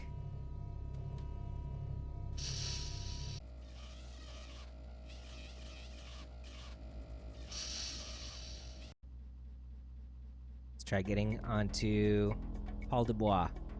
Looks like this... Access denied. I should turn on the computer first.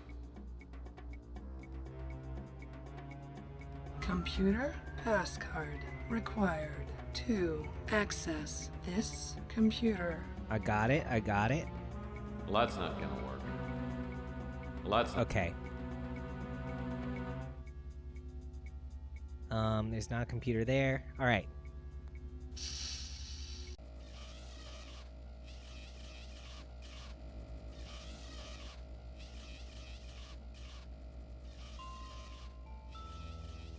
I don't know where the eyeball is.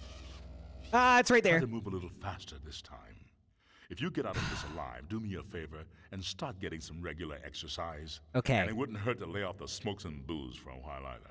So that's some confirmation that it does turn the corners. Okay, and I don't have... Okay, yeah, we have to go back into the drawers in that room. That's fine. That's fine. That's my fault because I didn't save. I knew I was supposed to save and then I didn't save. And that's on me. Eyewitness just needs to start printing new and more relevant books for the 2020s. A VHS would be even better. Agreed. Agreed. No! Eyewitness Bible book?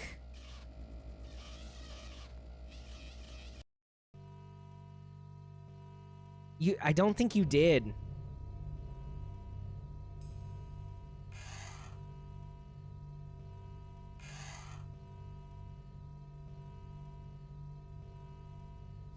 Okay.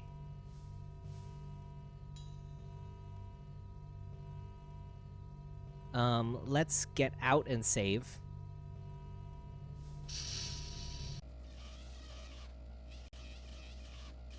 Before we die.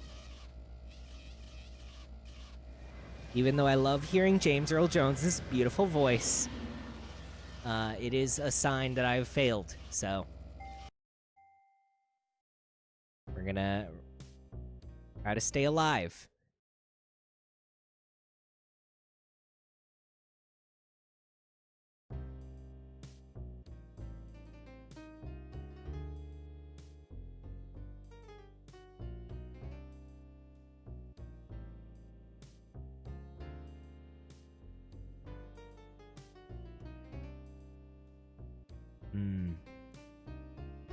It's just like the ones about pirates and dinos, but about the Israelites and the crucifixion. That's wild. That's wild. I didn't know they did biblical content.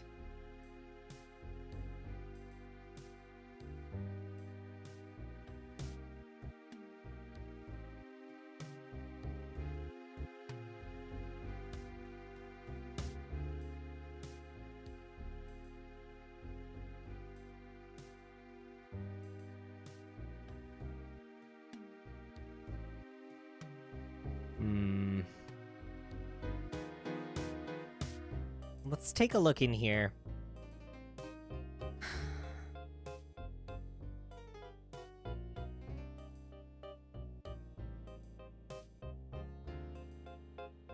Okay. That's what I thought. That's what I thought. Alright, so we have to go into Marcus's office with the key card, which I suppose makes sense because the key card was in Marcus's desk in the high security area near Ava Shanzi's office, which was a different office.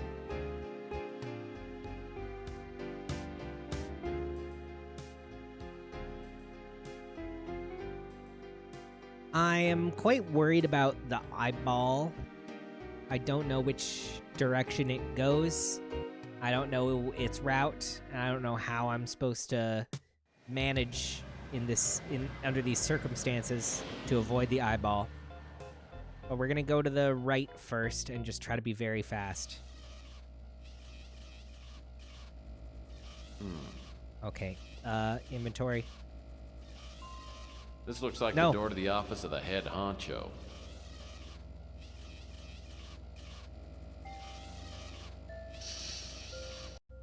Okay.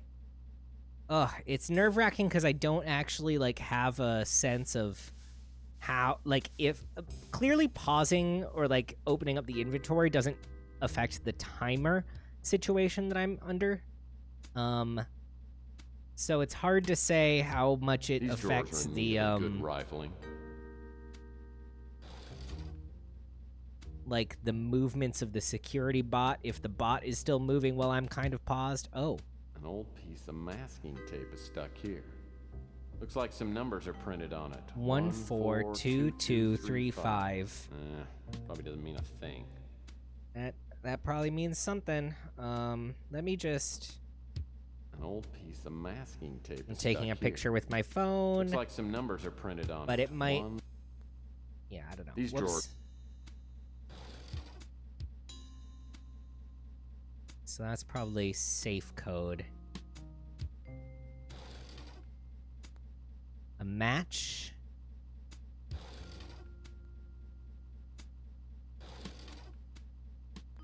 Nothing in there. I'm willing to bet that access to this computer is extremely unlikely. These computer panels Okay.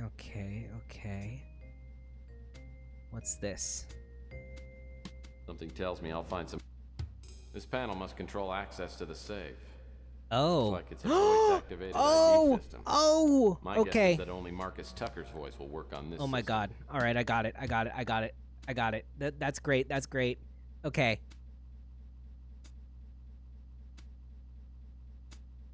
That's so funny. That's what this is for. I'll need to turn on the access panel first. 2. Access the safe. Please prepare for voice ID verification. Please speak your name now. Warning. Shit. Security sweep will begin in 5 Okay, I have to leave and come seconds. back. Oh no, I'm gonna get stuck and die.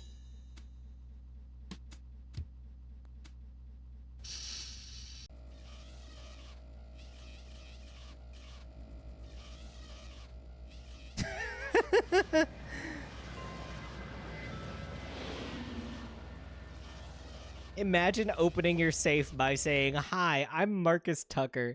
It's very funny. It reminds me of the Lifeline voice-activated lock system that they have, which is, you know, of course they would have voice-activated locks in a game that's all about voice inputs, but the passwords being like not just like when you go to enter the password, you also have a recording of your own voice to like your room being like, "Hey, here's the hint to my password. What kind of candy am I collecting?" But like you're supposed to respond to yourself, giving yourself a hint for the password that you know. It's just a little it's just a little interesting. that would be the system that they're relying on to, you know, lock their bedrooms and like lockers and stuff.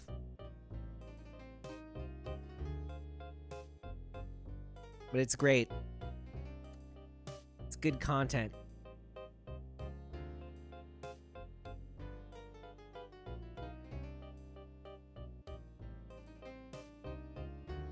Okay. Let's try this again. I didn't save.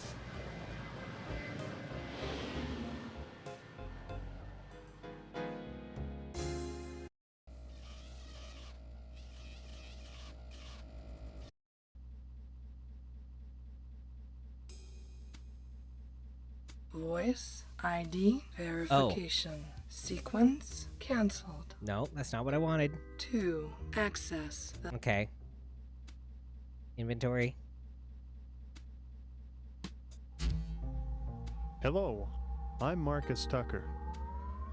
Hello, I'm Marcus Tucker. Hello, I'm Marcus Tucker. Stand by for DNA scan. Oh no. DNA incompatible. Oh no. Attention, security, intruder on premises. Hang on, let me get this. Let me get the fuck out.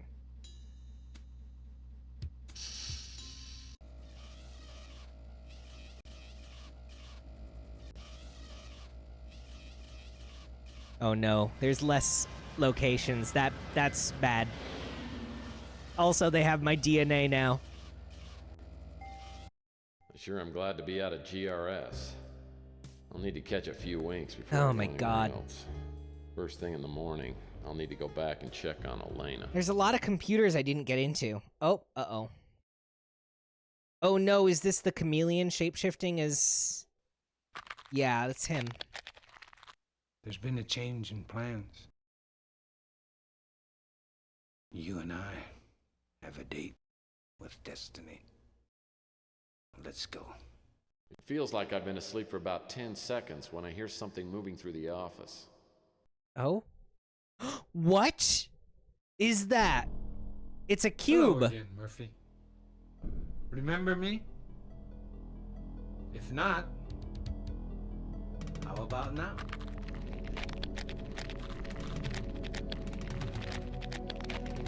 The ability to change forms is a talent I was born with. The metamorphosis is difficult to explain. Yeah, so this is Russell But I Means. found it quite useful. I haven't had a chance How could I to forget a thank you cube? for your efforts. This is an amazing... You did us a great favor. How is he in doing retrieving this? The statuette. It was the last key to fulfilling our ancient prophecies. Now we wait until the appointed time. Incidentally, I've kidnapped your girlfriend. She's not my girlfriend. I know you're looking for a certain computer chip. Abandon your search now, and I won't harm Miss Moore. It would be a shame to kill her. Besides, it's not easy stuffing a head into one of those water coolers. Just ask your friend Pug. Pug? He's cooling off right now. No! My water cooler! Oh! Whoa!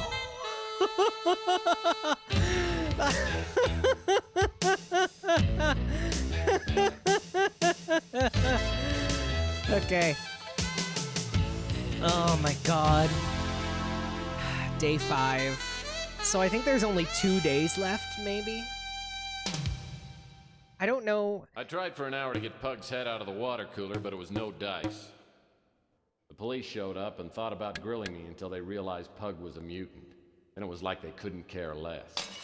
That's the trouble with this world. A life's still a life, whether it's mine or Pug's, it still has to count for something.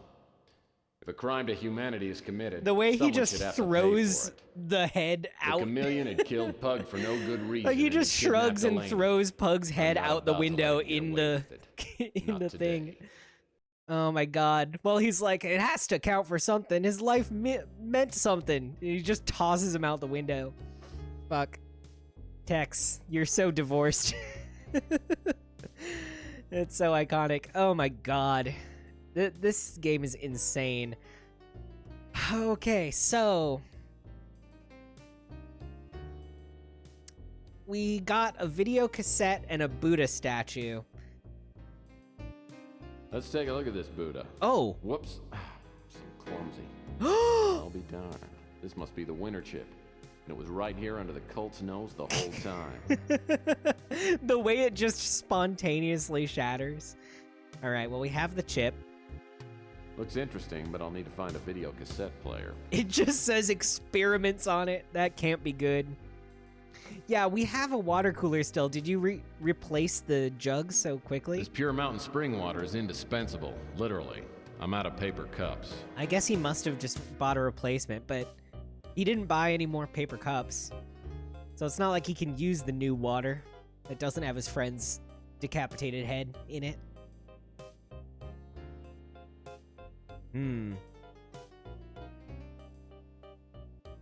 Oh my god. Okay, we have a match now, which means we could light our ciggy, but we'll probably have to wait to do that until a crucial moment. Suck on it like a hamster. Yeah, I bet Tex just goes and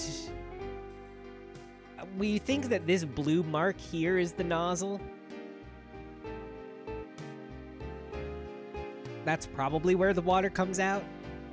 So does Tex just go and slurp on it? Just suck it sloppy style?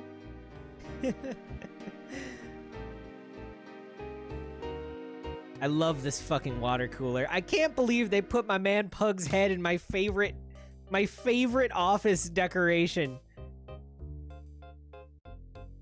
Terrible. Also, there were more books on my desk during that cutscene, and they aren't here anymore. There were like 2 more books on top of the World War IV book. One of them was blue. Give it the old Octua. Oh my god. I still think this is World War so IV. fucking funny. A dark and reactionary vision of the coming century by Rush Limbaugh III. The Rush Limbaugh III makes me laugh so hard. Oh god. This game is magical. Okay. We could okay, we can't go back to the motel, which is a shame. We can go back to GRS, I suppose?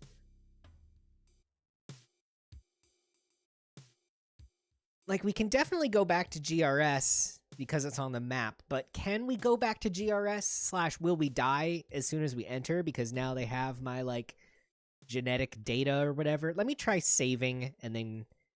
Actually, I should take another break. I said I was going to take half-hour breaks, and we're at 2 hours and 20 minutes, and I've only taken 1 break that was at the hour mark. So I have to get up and stretch and be good and do my physical therapy homework. I will be back in 3 to 5 minutes. And when I return, we will do some experimentation with regards to whether we can get into GRS again.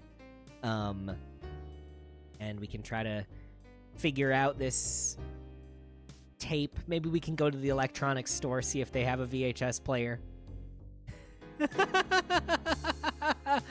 Octua coin currently worth $0.000096. Beautiful. Oh man. What a world we live in. Okay, I'll be right back. Have a good little break, y'all. I'll see y'all in a few minutes.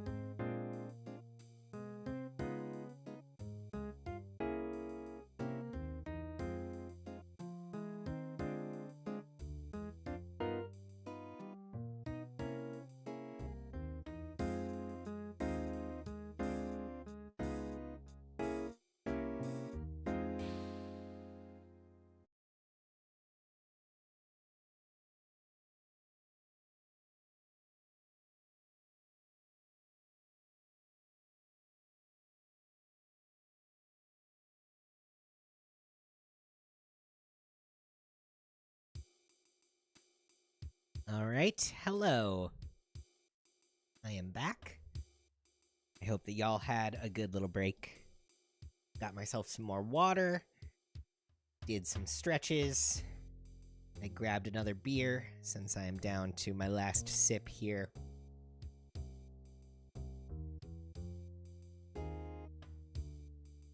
Alright. Oh my god.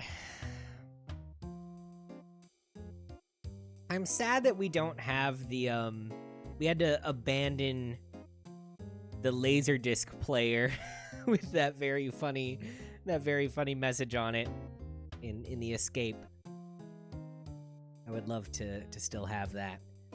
Alright, I do want to experiment with, trying to go back into GRS and getting some more information, but I want to go to the electronics store first.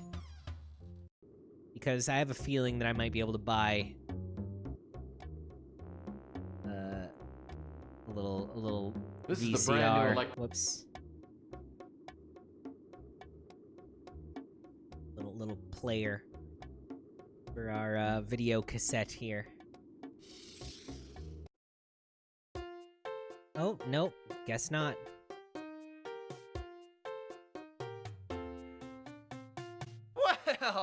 Well, what are you looking for? How about something delicious, but not too fattening? There's a Dairy Air not far from here. Try the Super Tofu Burger. Okay. What about the pawn shop? Judas Murphy, can't you find something else to do besides bothering me?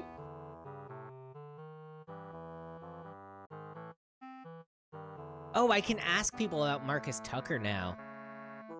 I don't know anything about that. I don't know anything about that. Man, I fucking love the pawn shop dude. Rook Garner is his name. He's great. I don't know anything about that. I don't know anything about that. I don't know anything about that. I don't know anything about that. Okay.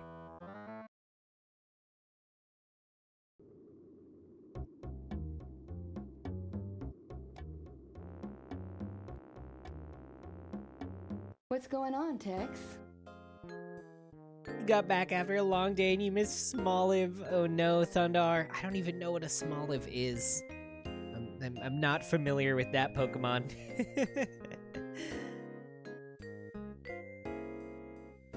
Wish I could help you there, Tex. Sorry, I haven't heard anything about that. Okay.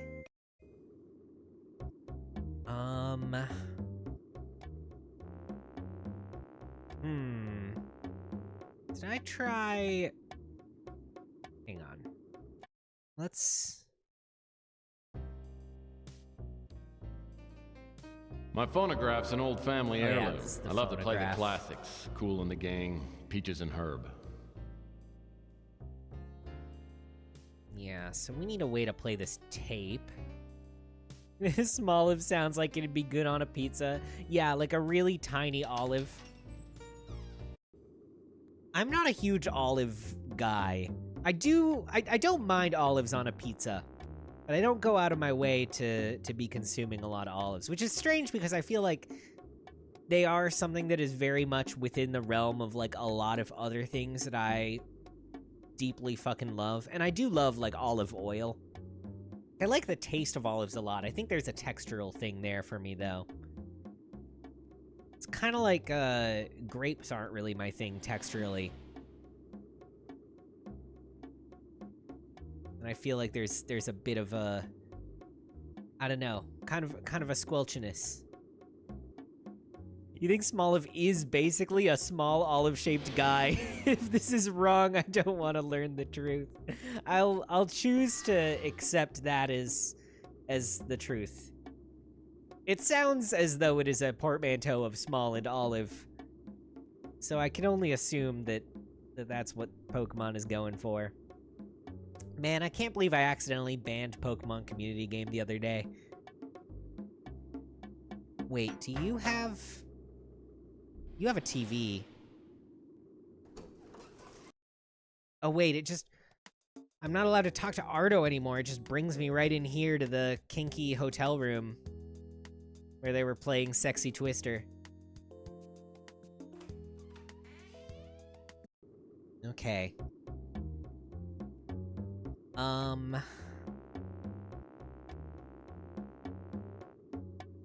Where the fuck do I go now?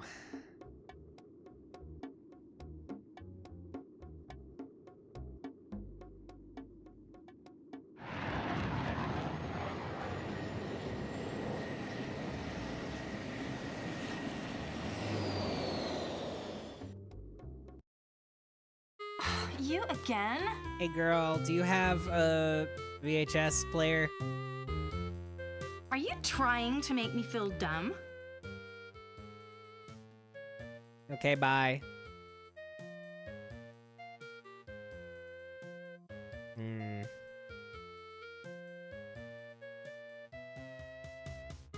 You fuck with olives in all forms. Was recently asked by a millennial coworker what Pokemon you would eat.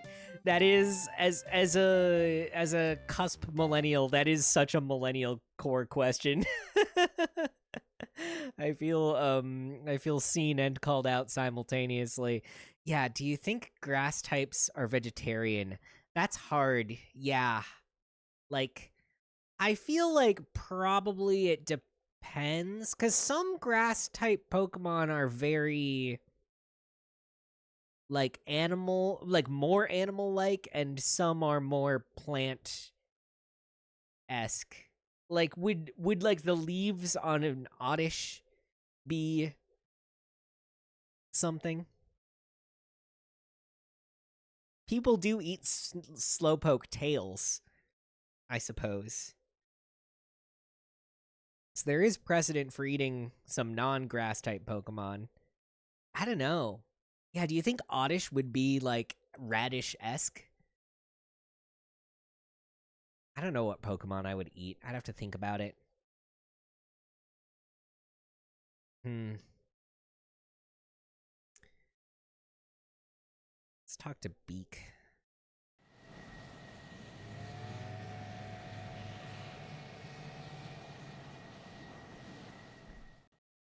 Hiya, Murphy. Hi, Beak. All right, more can ASMR. I'm cracking open a second cold one. Are you ready? 3, 2, 1.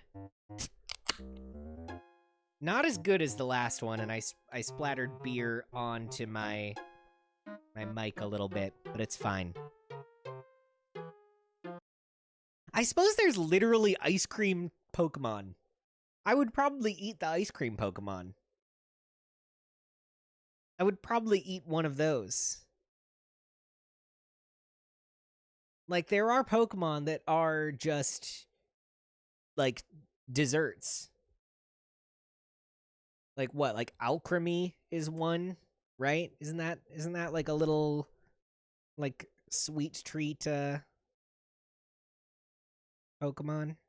It's like cream. It's just like whipped cream, but it looks cute.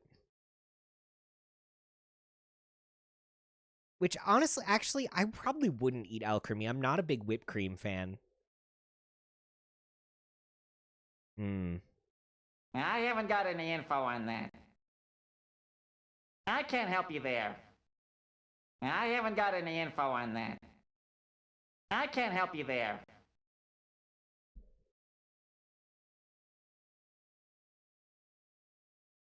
He asked if you cared that they were sentient, but that's not a huge motivator for your vegetarianism. You said you'd use the leaves from a bay. Oh, like a bay leaf to roll up some rice and veg. Possibly the veg is also Pokemon. Yeah, is there like a bean Pokemon? I feel like that would really be up your alley. Like, is there beans type Pokemon?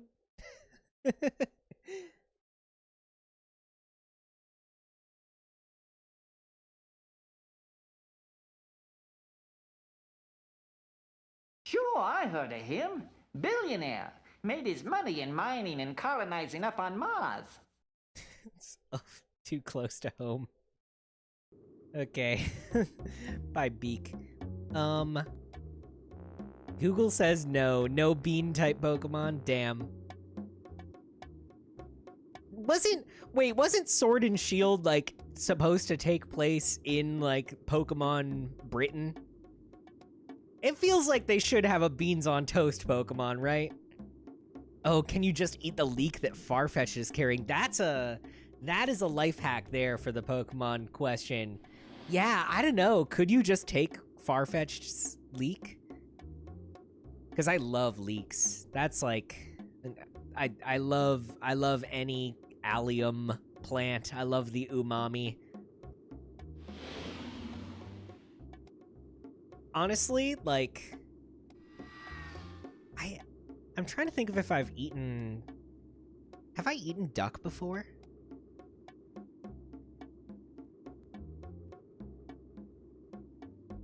I think I must have eaten duck at least once.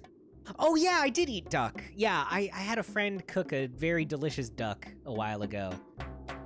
If you, like, cooked up Farfetch'd, like, with the leek, I would maybe eat that.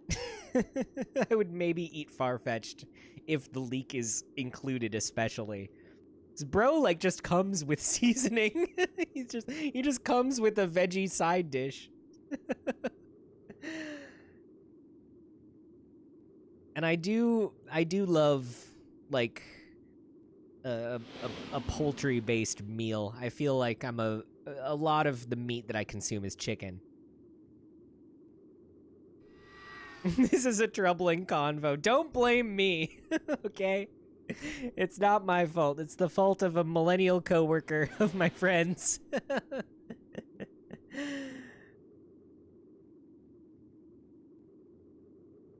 Yeah, I think Farfetch'd is the correct answer to that question.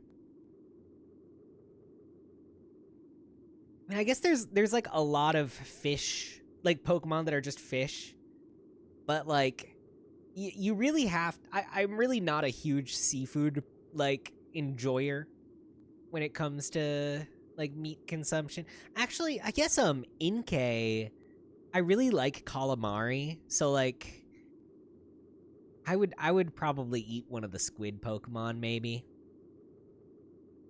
Or like I do like octopus as well. Quite a bit. I would probably eat like some kind of like fish and chips with a fish-esque with a fish Pokemon, but it would depend on like I'm not super into like very fishy tasting fish. I like a slightly milder, less intense flavor situation. So I guess it would depend on how the different like Pokemon's like flavor profile is. I don't know. I'm someone that like I have had periods in my life where I've been a pickier eater. And I definitely am still someone who I think I do like a degree of abstraction between myself and the meat that I eat a little bit.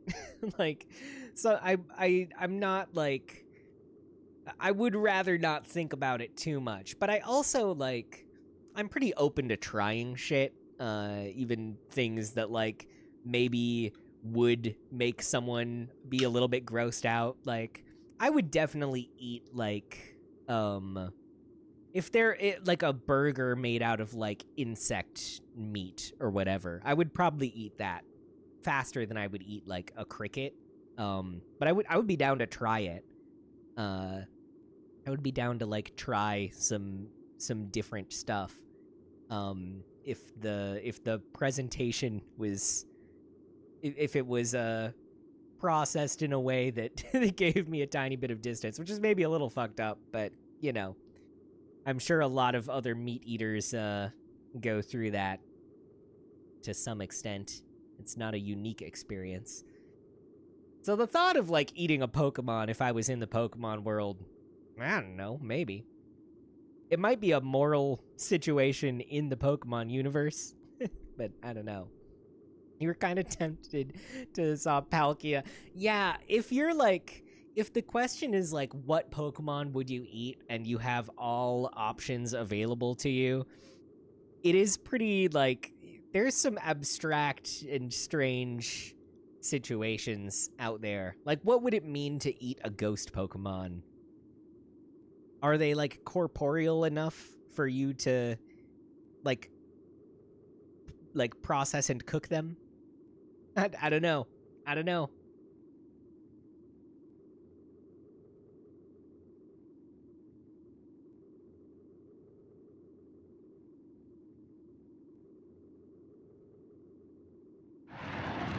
I want to eat the lawnmower Rotom.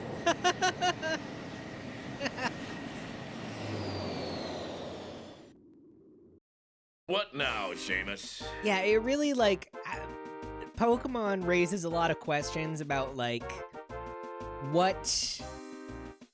There are some Pokemon out, like Steel-type Pokemon and Rock-type Pokemon. A lot of them do appear to mostly be made of rock and metal, but there's gotta be some meat in there somewhere, right? But, like, what part of, like, a Steelix is edible? Like, how much of it is steel?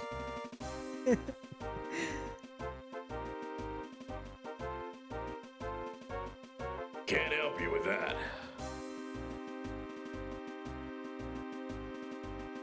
If you use the microwave Rotom to heat up food, does that mean you are eating some of the essence of the Rotom? Yeah, it's... I mean, I suppose that's, like, equivalent to, like... like, if you cooked something by storing it in, like... That's gross. I'm not gonna say that. No, I suppose there are other... If you, like, put something in, like, a little pouch and then, like, stuck it in your cheek and the heat of your mouth was enough to cook it, then... That's strange, I suppose. I don't know where that goes. Okay, I have to try entering GRS again. I think that's the next thing to do. I think there's more to do there. Let me save first.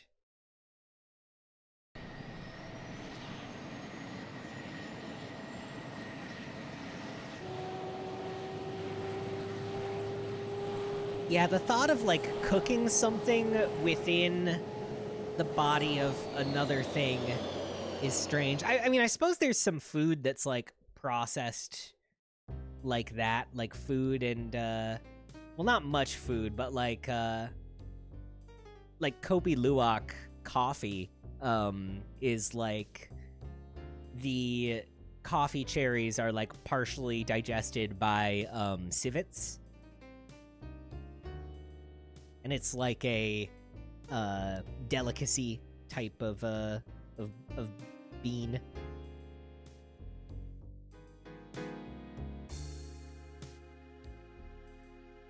Thundar, this combo is troubling. Also, Thundar, here's a hypothetical troubling question.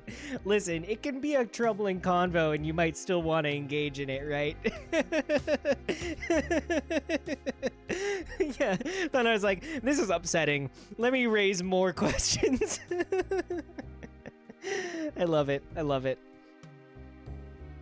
Okay. Did I save? I didn't save. I just traveled here. Save. Yes. Travel. GRS.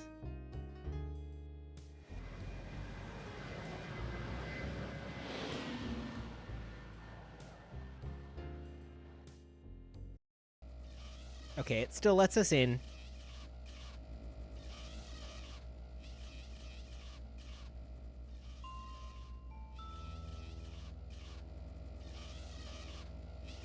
Oh, wait.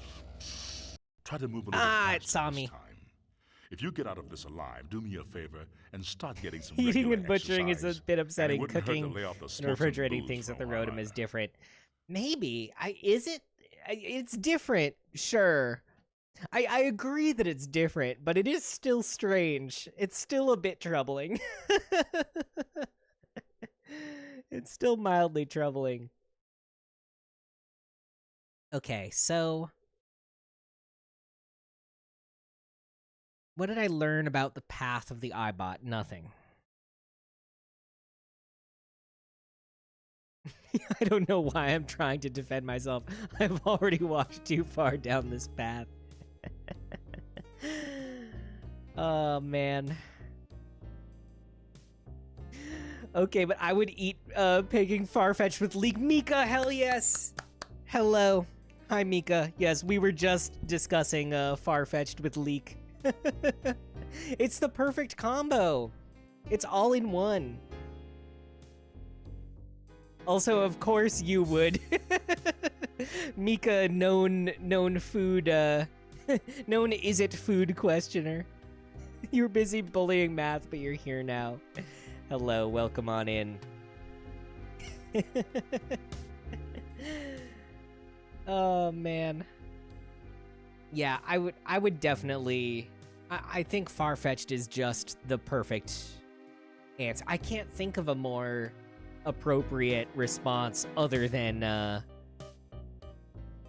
like one of the Pokemon that is like an alchemy type.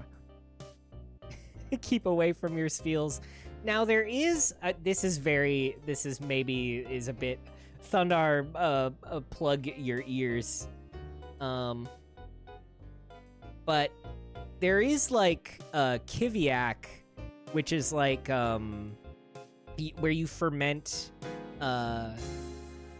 it's like a fermented like seabird in seal skin. So could be done. Could be done in Pokemon. Okay, enough. I'll stop now. We'll wait a little bit to give the buffer of Okay, sweet. Yes, thank you, Mika. The delay buffer. Welcome back, Thundar.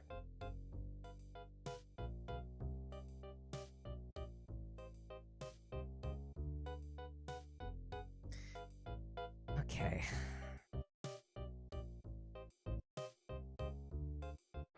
Interesting. All right. We have to get we have to do more shit in GRS. For sure. Okay, wait. I just noticed avoiding the GRS security eye in the hallway, and then in each of these rooms, there's more. Oh! So you can hide from the security eye in the rooms, it seems. Now going to see if your extra garlic chicken will be fine. You're sure it will be. Yes, I believe in you, Mika. I hope you have a delicious extra garlic chicken. Oh, the partition wall. Oh. Okay, so this is good because this means that I don't have to exit and enter every like fucking minute or whatever. I'm curious enough to see what our options are here for the other ones. Behind the desk. Close to the floor as possible. As close to the floor as possible is interesting because I don't think I can crouch. But I don't know. Oh, we could hide in the safe. Out of the safe, behind the plant. Oh my god. Okay. Okay, let's go back to GRS.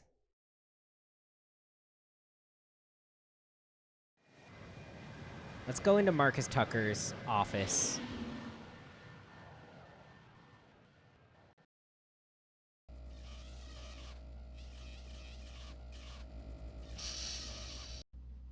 Okay, behind the... Oh, I see. So I'm supposed to hide, like, back here.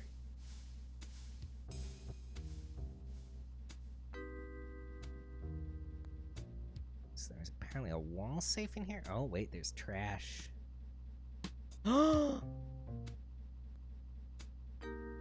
Something in there.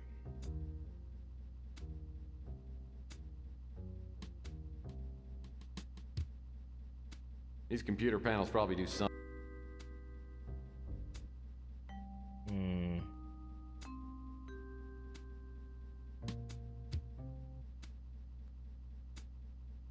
I don't see wall safe. Oh wait, unless this is the wall safe. You can always tell how important a person is by the number and quality of their mugs. That's very silly.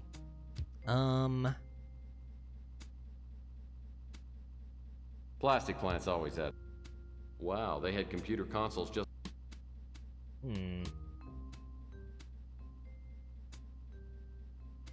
I want to test hiding behind the plant.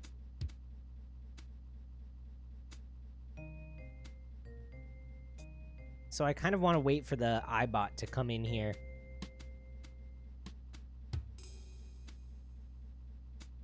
I missed the mouse.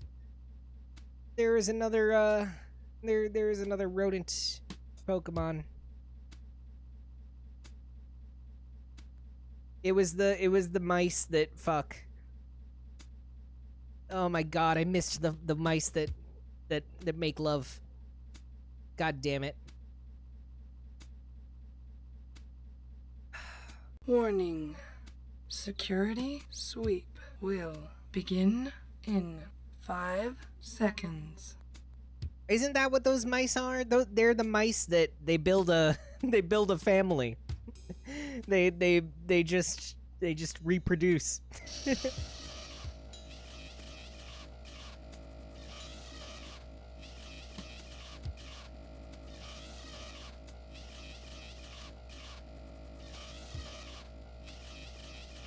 Oh my god, so it really does come in the room.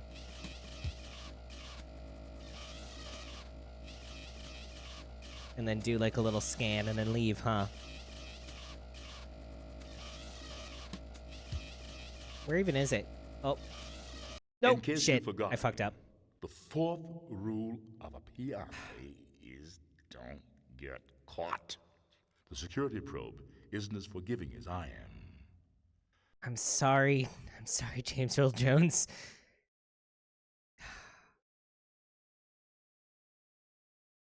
Okay. Cool. Still cool, though. We can hide back there. Okay. So, there's some Q-tips, I believe, in the trash. Let's get that. Let's actually hide behind the plant. Or maybe just dip out into, like, the conference room or something.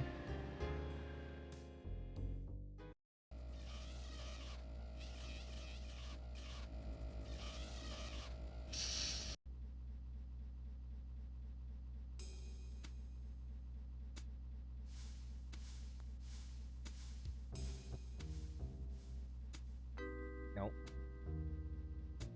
There wasn't anything else in this room. I think that, like...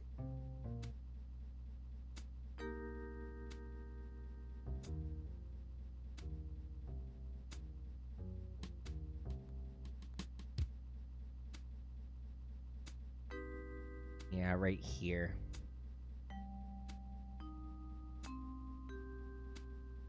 So it, like, scans around, and then it, like, comes around the left side of the room and then goes into the safe. And, like, exit again. But I can't exactly be right here. This might do it. But I feel like I might be a little bit too far to the left.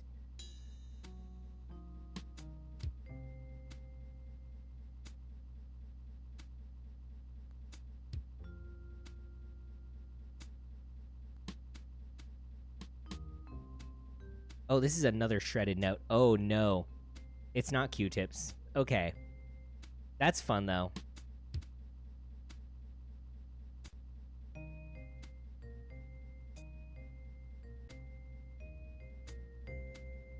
Yeah, hide behind the plant. It's probably just gonna be hide behind the plants. Yeah. Okay. I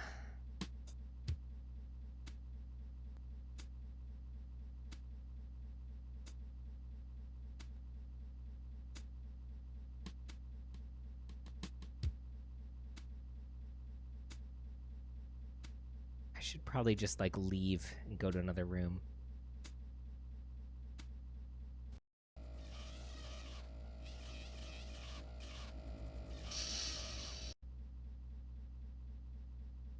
Close to the floor as possible is so strange. I don't know how to do that.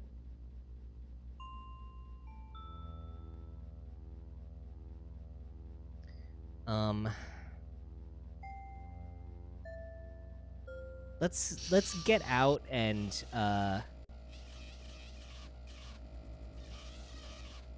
let's figure out this note. Got a new clue.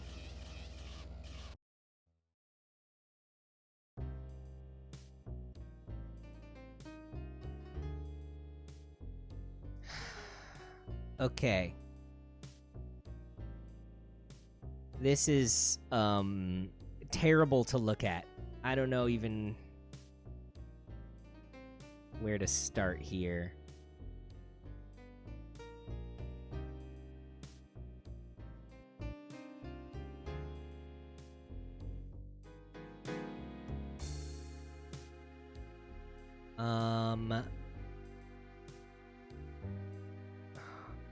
Oh God.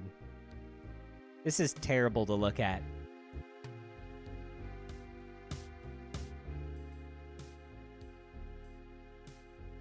To say like brother? Oh, maybe.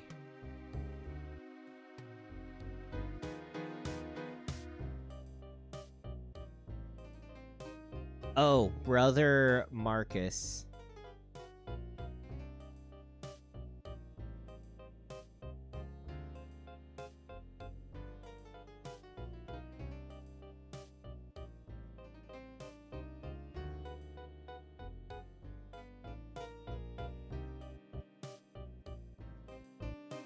Time for you to wind down for sleeps. Good luck, have fun. Thank you, Kaj. Have a good night's rest. Thank you for hanging around.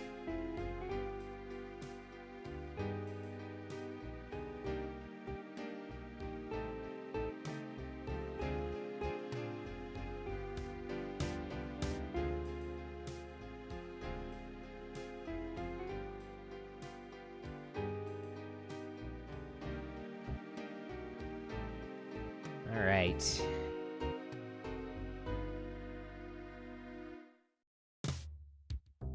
Oh God. All right. Well, that's the easy part. Maybe. I guess this isn't too bad because we can sort of go. There's gonna be places where words cross over everywhere here. So as long as we have a vague idea of what might finish any of these, like this is instructions. So this is probably. Nope, not that. Maybe this one? Yeah.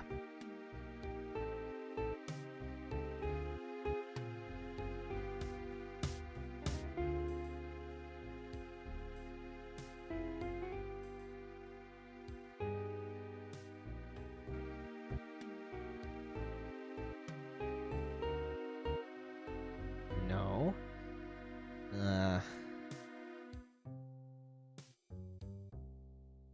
Should I try this one? Yeah.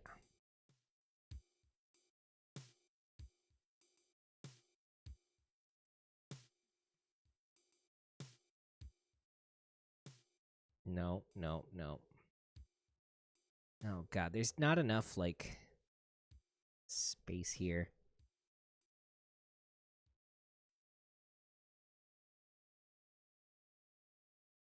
Is this it? Yeah, this is it. Okay. Now that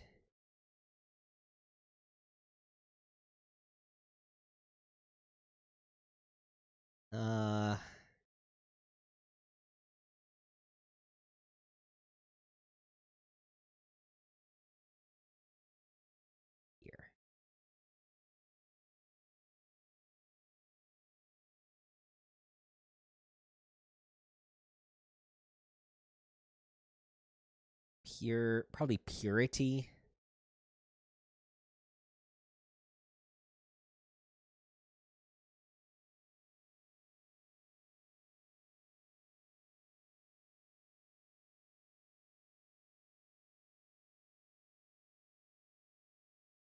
Yeah, there it is.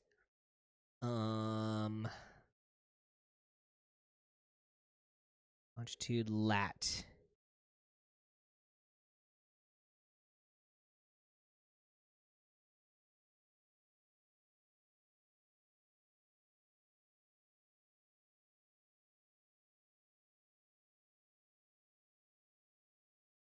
Six, maybe? No. Oh, maybe there's a bigger space.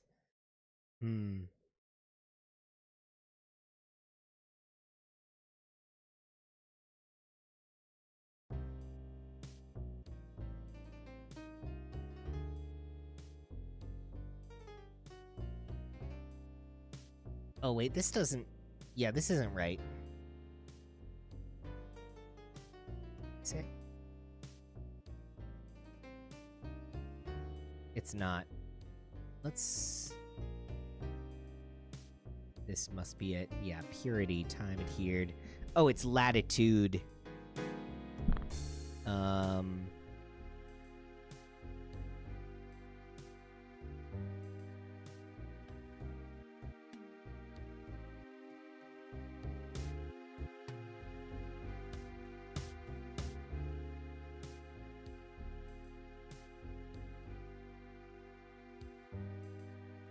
Or lat-it. Okay. And wait, where was...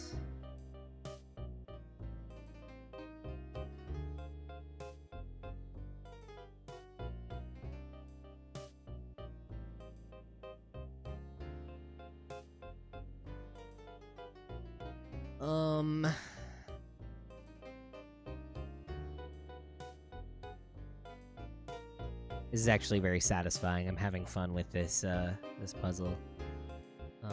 Shanzi.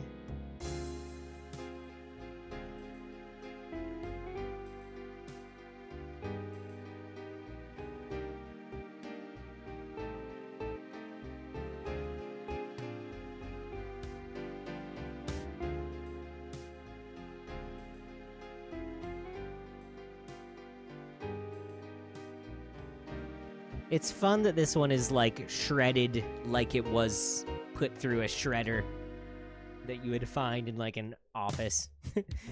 Godspeed, brother. Okay, let's see.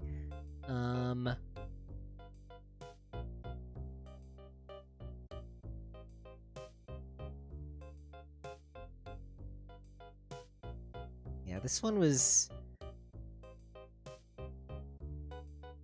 Wait. Upon, like, first glance was very intimidating, but this puzzle's fine.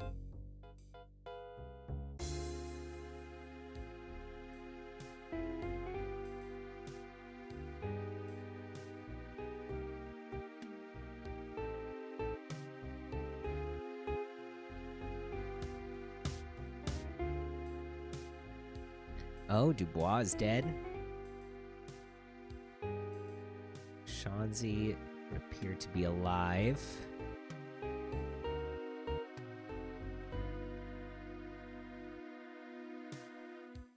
Oh, Sanctity. Bastion of Sanctity, we know about that.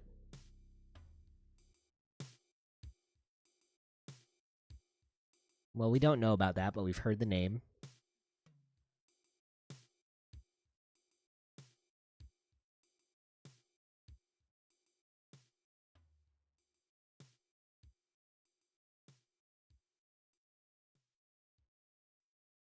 Bothers me that I didn't perfectly line these up.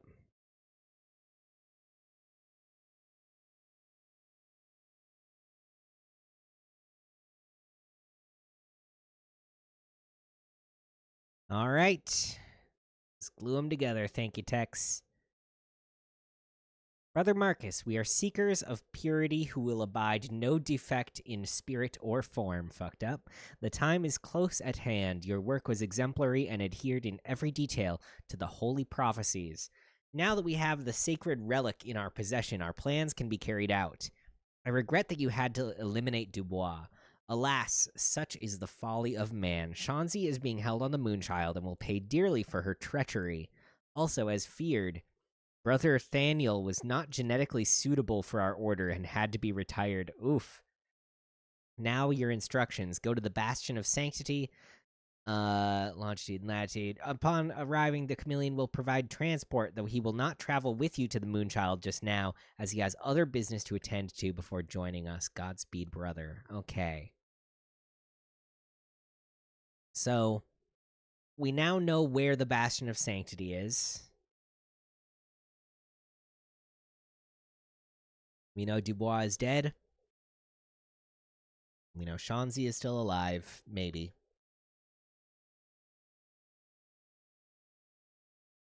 We know that the chameleon is not traveling to the Moonchild just yet. This must be one of the winter chips the Colonel referred to.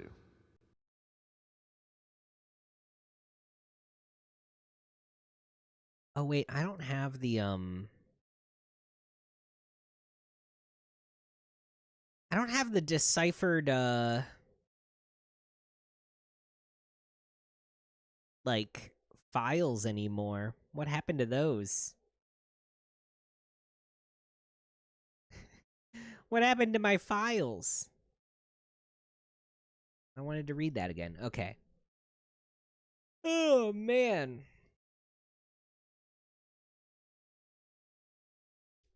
There's more to do in GRS.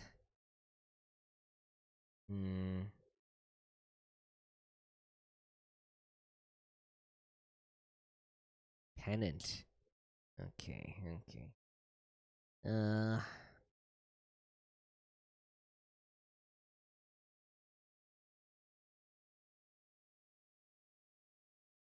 Supervisor's office. Is the supervisor's office... Okay, here, let's save. We did that whole ass puzzle.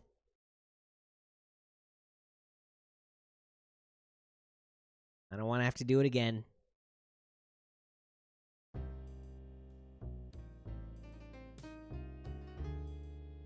Oh yeah, Bastion of Sanctity is on our map now. Let's take another couple dips into the GRS. I know I should take another break soon.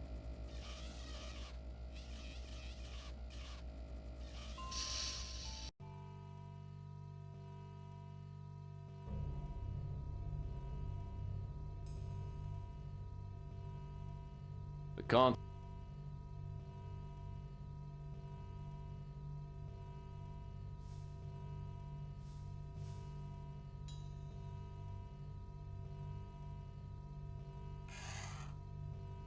Yeah, the card wasn't in here, right?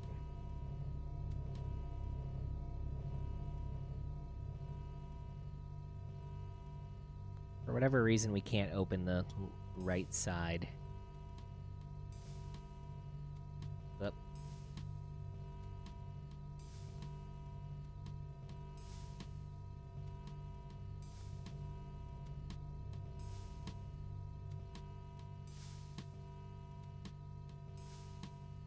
This computer has...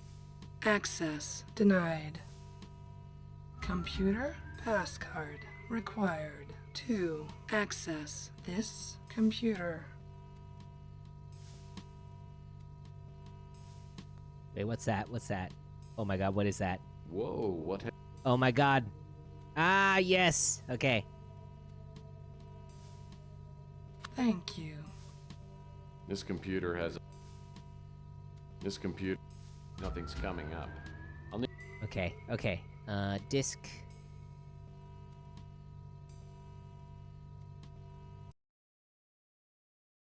Oh, this is fantastic. I've made initial contact with the cult. The Colonel's information was right on. There are at least 2 employees here that are members I haven't been able to find a solid link between GRS and the cult, but I'm sure Tucker knows what's going on. Over the past month, I've been letting people know that I support the eugenics movement. Finally, I was contacted today by a cult member named Murray. Okay. He's a project supervisor. I'll be attending an initiating meeting tomorrow night. I've gotten to know one of the young researchers, Paul Dubois. I'm fairly sure he knows nothing about the cult. He told me that Tucker doesn't trust most of his staff and has the project groups working separately. 9 or 10 people came to the meeting in Tucker's office. The only ones I knew were Tucker, Murray, and Paul. I got the name of only one other cult member, a creepy little Nazi named Camden Leander. He seemed to be the highest ranking member. I didn't learn much. I love her. They seemed more concerned with grilling me and Paul. Creepy little Nazi. I don't think Paul is cut out for the cult. I think he's attended the meetings to get to know me. Oh. I've advised him to get out while he can. Uh-oh. Also, there's a young woman named Elena Moore who works as Tucker's assistant. She doesn't seem to know what's going on here. I think she knows too much, and she'll probably be eliminated when the current project is finished. I've warned her to get out of the company. It looks like the project is almost completed. The cult members are ecstatic. I keep hearing them use the words purification and illuvion. I don't know what they mean, but whatever's going to happen is going to happen soon. I'm not going to use a chip until I have a better idea of what they're up to. Okay. At our last meeting, there was an older man. He looked familiar, but I couldn't place him. Apparently, he's in charge. I noticed him staring at me during the meetings. Afterwards, he pulled me aside and said there would be a special place for me in the new order. I'm going to play along. Okay. So she got in pretty deep, it seems. And then they did find out about her. I want to double check and make sure I'm safe behind this, yeah, just behind the partition wall. Okay. Interesting. Okay, can I re-watch that, or is it done now? This computer has a mini disk drive.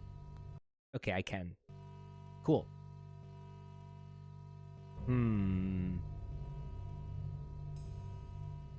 I do really want to get into Paul's computer.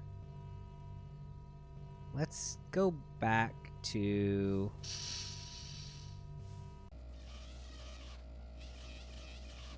the R&D room.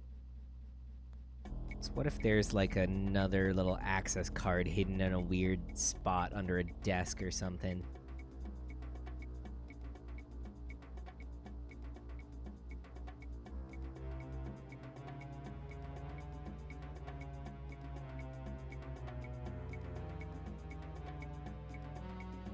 His does not appear to be like taped up under anything.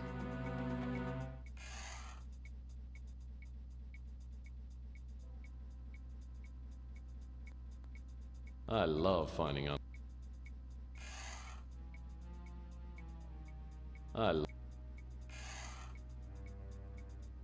Nothing else.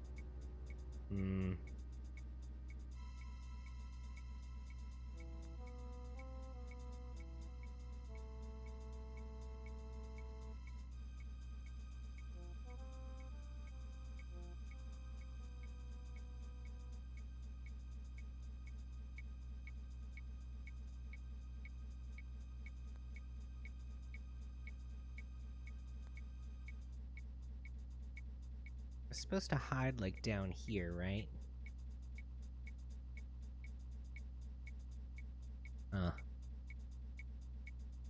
Okay.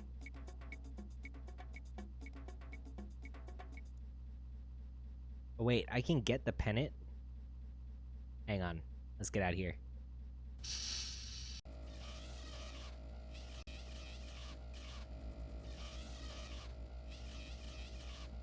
Just move to safety. When in doubt.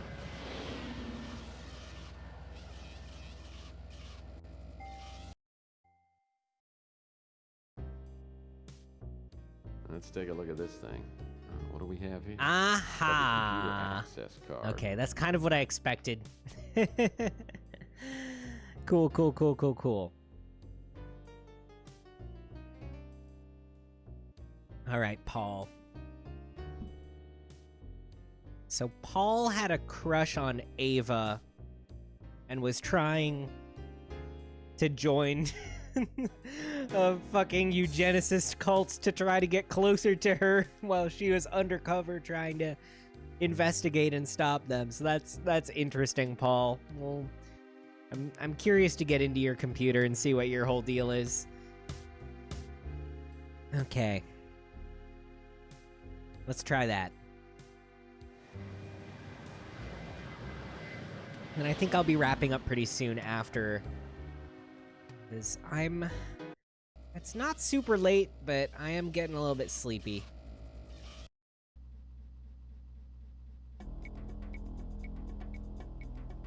Access denied. Computer. Thank you. All right. Personal files. To whoever reads this, the information contained in this file was to be delivered by me to Colonel Dobbs. I've been collecting this information over the past 6 weeks. I'm now being watched and I doubt I'll be able to get in touch with the Colonel. Whoever you are, please get this information to the Colonel. He has promised to take it to the authorities. Okay. Crusade for Genetic Purity, GRS Project Moonchild, the initiation into the cult, the secret doctrine, known history of the Brotherhood of Purity. Oh, interesting. So wait, Paul was also working for the Colonel. Soon after I was hired at GRS, I was asked to submit to a genetic scan. When I was found to have no genetic defects, I was invited to join the Crusade for Genetic Purity. I resisted initially, but accepted when I found out that Ava Shanzi wanted to become a member. Ava is a project supervisor here at GRS. I admit I had a romantic interest in Ava and thought it would be a way to get to know her. A small group of people met in Marcus Tucker's office after work, and Ava and I were initiated. It didn't take long to realize that this group was not the Crusade for Genetic Purity. The members called themselves the Brotherhood of Purity, and there were dark rituals and readings of prophecy. Frankly, I was scared, but I was sure that there would be no way out once I was involved. It was Ava who told me to contact the Colonel about exposing the Brotherhood. Oh, I do vaguely remember the Colonel's notes, I think, mentioning that there was someone else involved. The project we've been working on is being directed by Marcus Tucker with Ava Shanzi, Thynil Murray, and Camden Leander as project supervisors. Tucker has divided the project phases so only he knows everything that's going on. My part in the project has been to develop a specific artificial viral strain, which I've been told will be used in treating respiratory ailments such as bronchitis and asthma. At one time, there were at least 30 people working on the project. Now we're down to 8. I tried to contact some of the employees that left, but couldn't. Today I found out what happened to them. Some of them were considered to be genetically suitable and have been sent to the Moonchild. The rest are dead. I accidentally found a recording made of an experiment, and the test subject was one of my former coworkers. I only saw a few moments of the experiment, but it was horrible. I'm sure that experiment involved the use of an airborne virus that was inhaled. It caused a violent death almost instantly. It's horrifying to think that my research has probably contributed to the virus that was being tested. Oh, okay. The Moonchild. Oh, there's a video. Those who've heard about the Moonchild have been told that it's religious getaway for faithful members of the Crusade for Genetic Purity. I've found out otherwise. It was constructed by the leader of the Brotherhood of Purity and is referred to as the Ark of Humanity. That's kind of what I expected, that they were hoping to, create a genetically pure zone and then eradicate the rest of humanity. The only people allowed to go there are members of the Brotherhood Genetically Pure Humans. The Moonchild is gigantic, has been constructed to easily support thousands of people, along with all forms of animal and plant life for several generations. The ultimate purpose behind the Moonchild is to provide a safe haven for the faithful while the Earth is going through its final purification. I don't know exactly what the purification entails, but I believe it's directly related to the experiments we've been doing here at GRS. Yep, that sounds like some Nazi shit. Which tracks. Oh, so it's not on the moon, but it's orbiting the moon. Okay, that makes sense because it's called the Moon Child. It's like a satellite. Okay. I had kind of I thought that it was on the moon, but that makes more sense. All right, the initiation to the cult. When I was initiated, Marcus Tucker informed the others at the meeting of my genetic purity, then went on to give a short speech. This is what he said to the best of my recollection. The principles of the Brotherhood of Purity has existed for thousands of years, but the order itself was founded by the Docetists in 300 AD. We know little about those who founded our order, only the truths that were left behind and passed down from one generation of the Brotherhood to the next. These truths are contained in an ancient text known as the Secret Doctrine. Through the ages, our power has lain in anonymity. We have quietly prepared for the day in which the Docetists' prophecies will be fulfilled, and the genetically pure will inherit the earth. Many of the history's greatest figures belonged to the Brotherhood, but this fact does not appear in any history book. Each of these men, however, laid groundwork for the next men, or the next generation. Each man's action, a single stone added to a massive structure. It has now been 1,000 generations since the foundation of the Brotherhood of Purity, and the time has come for the prophecies to be realized. All has been prepared with the exception of finding the ancient Haba, a powerful talisman formed of magical elements, being the vessel through which the Brotherhood's power is channeled.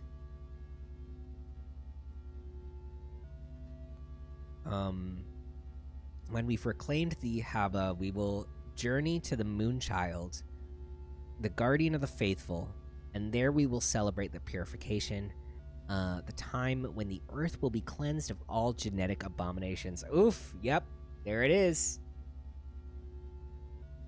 Then after the waiting, we will return to a pure world and enter the glorious new age. Okay. Oh, okay, let me chug some water real quick.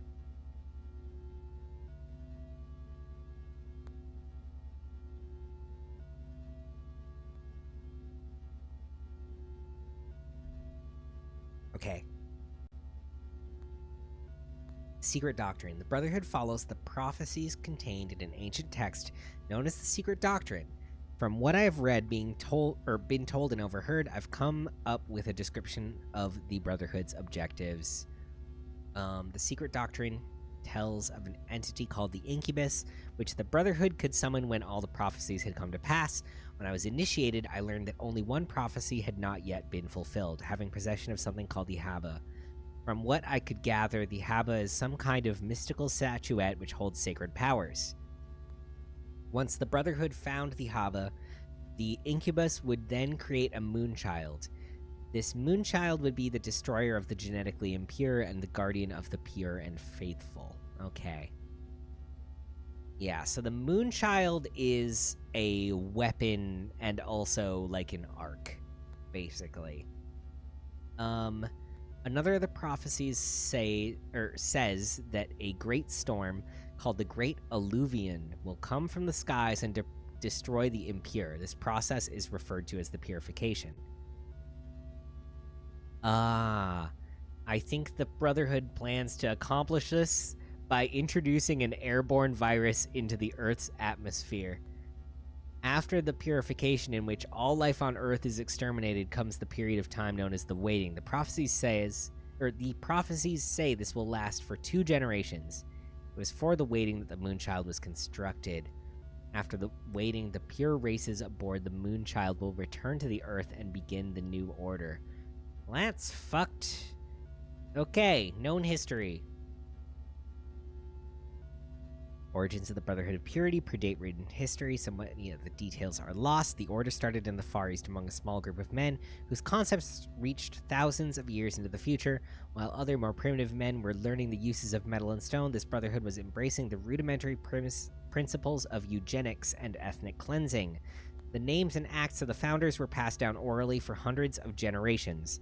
The genealogy, philosophy, and icons of the Brotherhood, however, were not fully committed to paper until the 3rd century AD. A group of men known to the outsiders as the Docetists composed an expansive tome attempting to summarize the history and doctrine of the ancient order. This text became known as the Secret Doctrine and was accepted as the official word of the Brotherhood. The Roman Empire. The Brotherhood of Purity grew steadily in power during the rise of the Roman Empire. Despite the enormous wealth and influence of the Brotherhood, its anonymity was preserved. The number of those who were initiated and received the teachings, signs, and passwords was kept to a bare minimum, ensuring complete dedication and fealty, as well as avoiding the dilution of quality, which inevitably comes with overpopulation. When the Roman Empire fell, the Brotherhood survived unscathed. In fact, it is speculated that the Order hastened the downfall for its own benefit. The Empire had grown obese and sedentary, and was no longer conducive to the higher ideals of the Brotherhood of Purity. The members of the Order cast their eyes towards the fierce and hungry tribes of Anglos and Saxons, which were not as intellectually advanced as the Romans but had not suffered the physical decline. In the Middle Ages, many of the kings in medieval Europe were members of the Secret Brotherhood. One was King Henry I, also known as King Henry the Fowler. He ruled Britain around 900 AD and was considered a visionary by other members of the Order. He prophesied that a gigantic storm will appear from the eastern sky and will overwhelm the impure, and this was added to the Secret Doctrine. Other pivotal and powerful rulers of the Middle Ages were secretly affiliated with the Brotherhood of Purity, including Charles the Great, Henry the Lion, Otto the Great, Philip of Swabia, Conrad IV, and Frederick Barbarossa. While King Charlemagne was not deemed intellectually suitable for the Brotherhood, his closest advisor and confidant, Hugo von Turenne, was a high-ranking member. His influence on Charlemagne drastically affected the course of Europe's and the world's history. Okay. Counted among the members of the Brotherhood were not only kings and statesmen, but also religious figures such as Basilius Valentius, Bishop Klingzor, the Count of Acera, and Ecbert of Meran. The 13th century Bishop of Bromberg. The Spanish Inquisition was instigated by a single radical member of the Brotherhood who held a high position in the papal order.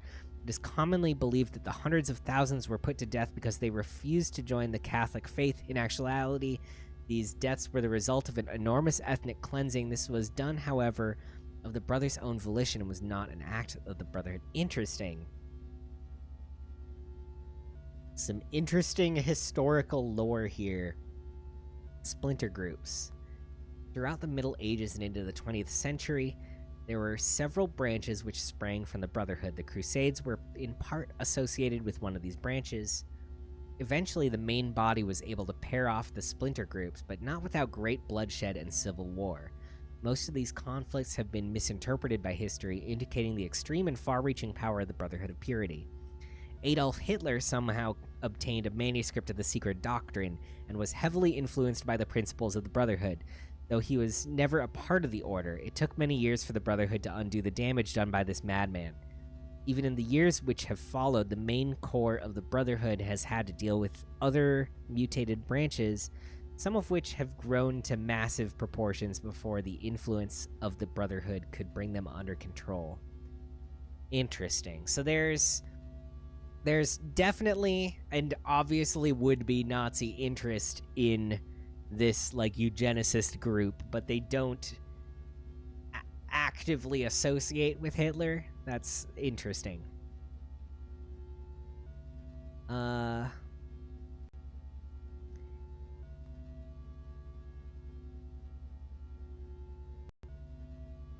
Was that the end? I think that's the end. Okay. Well then, personal file, Paul Dubois. So he was recording that because he realized that he had been being watched, but could not get in contact with the Colonel.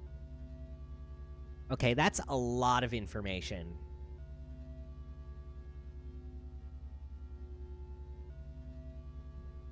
Warning. Security sweep will begin in 5 seconds. I'm gonna try to get out before that.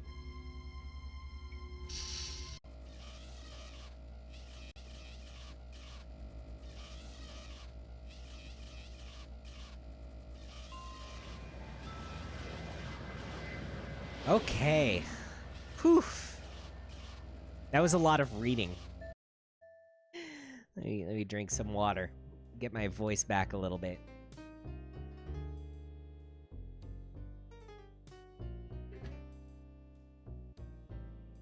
So, Paul is dead. Ava's on the Moonchild. But potentially being tortured, or she's specifically being detained on the Moonchild.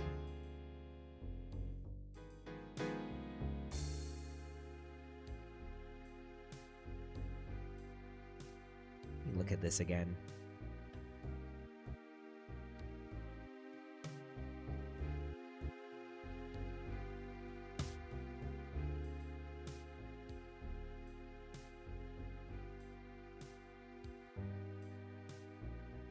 Interesting. So the chameleon provides transport to the Moonchild, but he won't actually... So he can get you to the Moonchild, but he's not necessarily going there himself. He can just facilitate your... or this person's, transport. Oh, whoops. This must be one of the winter chips the Colonel referred to. We know that the winter chip can stop them. It's like what... Let me go back to, hang on. Let's go back to the Colonel's office real quick. And read his computer again. And then after that, I think I will wrap up for the evening. So this has been a good lore-intensive text time. Nice computer. Looks like it's all hooked up.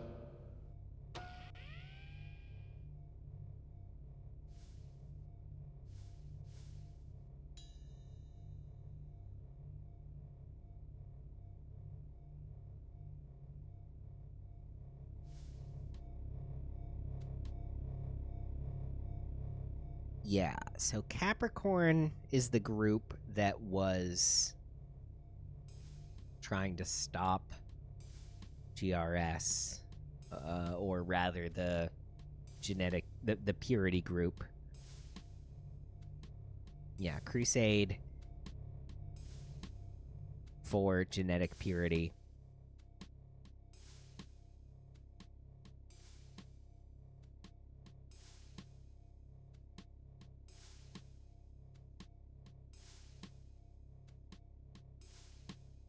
Okay, yeah, so the winter chip is the virus, or contains the virus. 24 undercover Capricorn agents, yeah.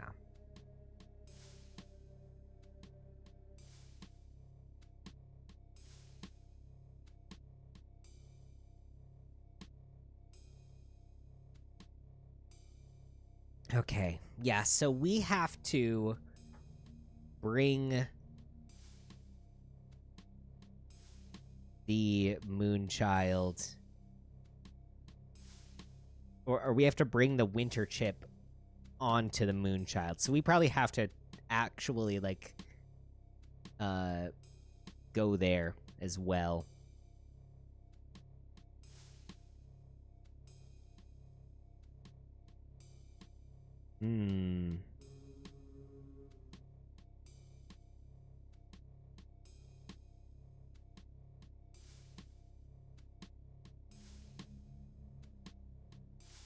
There's other...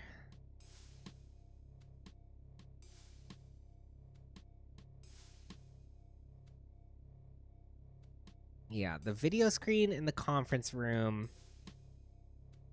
Oh, in the supervisor's office. I thought we were... Yeah, Tucker's safe is in Tucker's office, but there's a wall safe in the supervisor's office that I didn't notice. Oh, that's probably what the code is for. Oh my god. Hi, Rhea, lurking while you're doing some cleaning. I hope you enjoy your lurk. We'll probably be wrapping up pretty shortly here. I hope that your cleaning goes well. It's good to see you.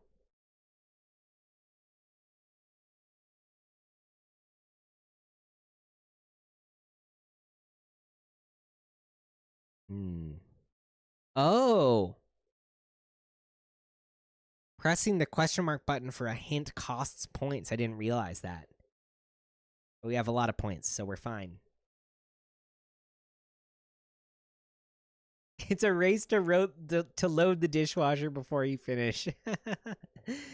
Yeah, I'll do a little bit more. I'm gonna see if I can find this wall safe before I wrap up. So at least one more venture into this this facility. Let me save though, in case I die.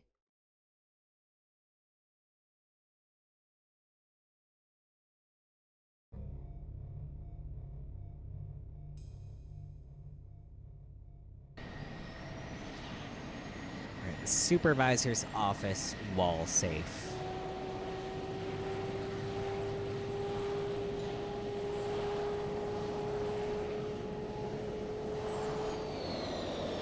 Noom.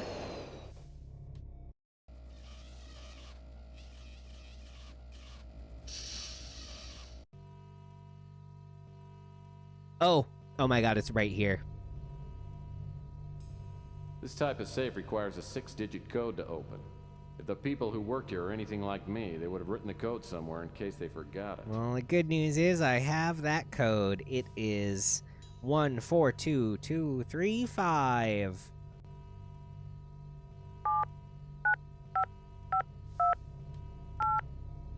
Oh wait, I have to... Oh no, it's fine. Ooh. I wonder what's in that vial. It says cigarette viral powder. What? Cigarette viral powder? Oh, wait, do I have to poison a cig and then get it to one of these dudes? Interesting. That might be the case. Okay. Okay, I would like to figure out how to use this video screen.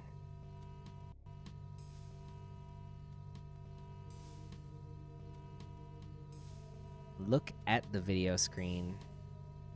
Okay, there's a key in there. Alright. Oh, I'm so nervous about the iBot getting to me before I get in there.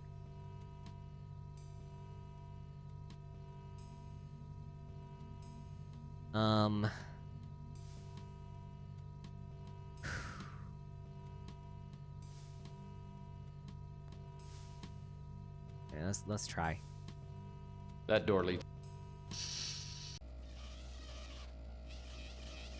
Shit, it got me. Faster this Fuck. time. If you get out of this alive, do me a favor and start getting some regular exercise. And it wouldn't hurt to lay off the smokes and booze for a while either. Does it? I wonder if it, every time that I like exit the room, if it like is spawned in that one location at the end of the hall. Okay, let's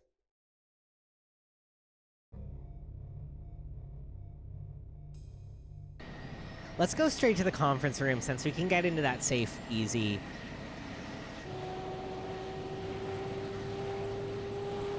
Let's try to find some shit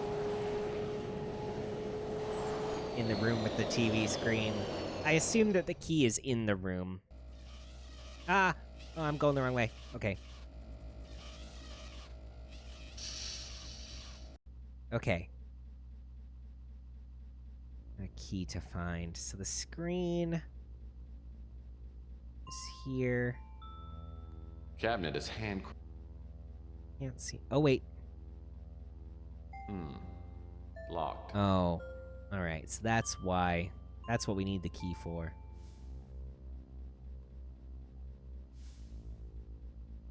Whoops. Ugh. Pointed too far down.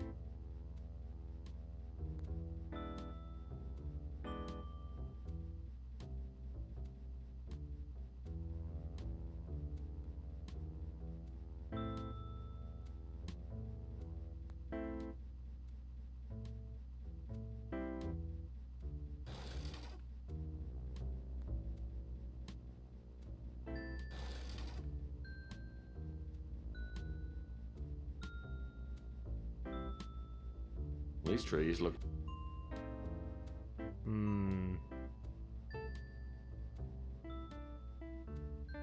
Key. Key.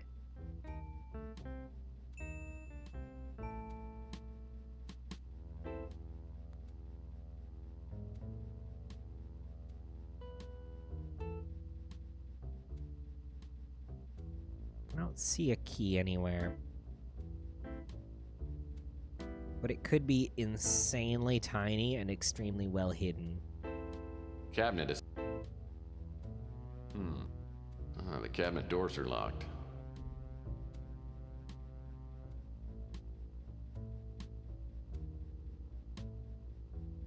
Cabinet is hand.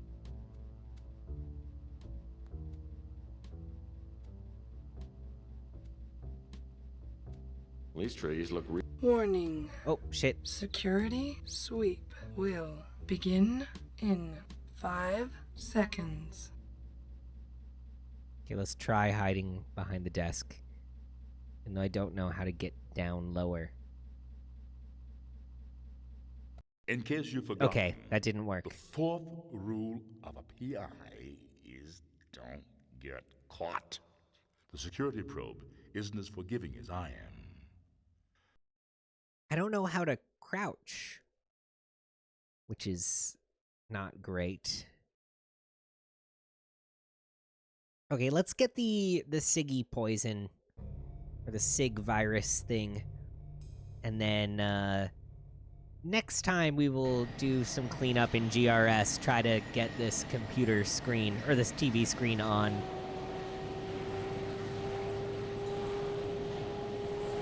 The key might be in a different room. Or it might just be in a really weird spot in that room. Like, maybe I have to check inside of, like, all of the coffee mugs. Like, what if someone put it in there?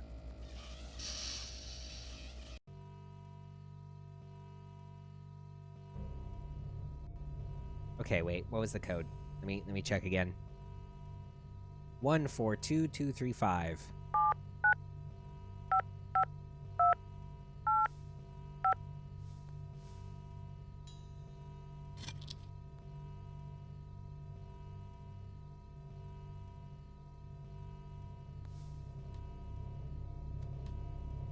All right.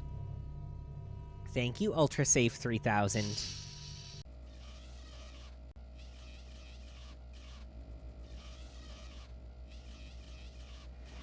All right. Ooh, boy.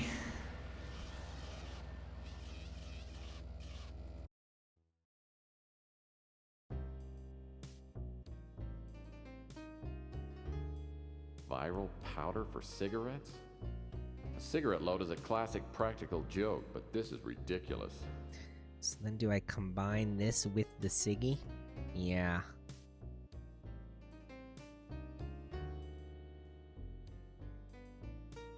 So we have a infected Sig.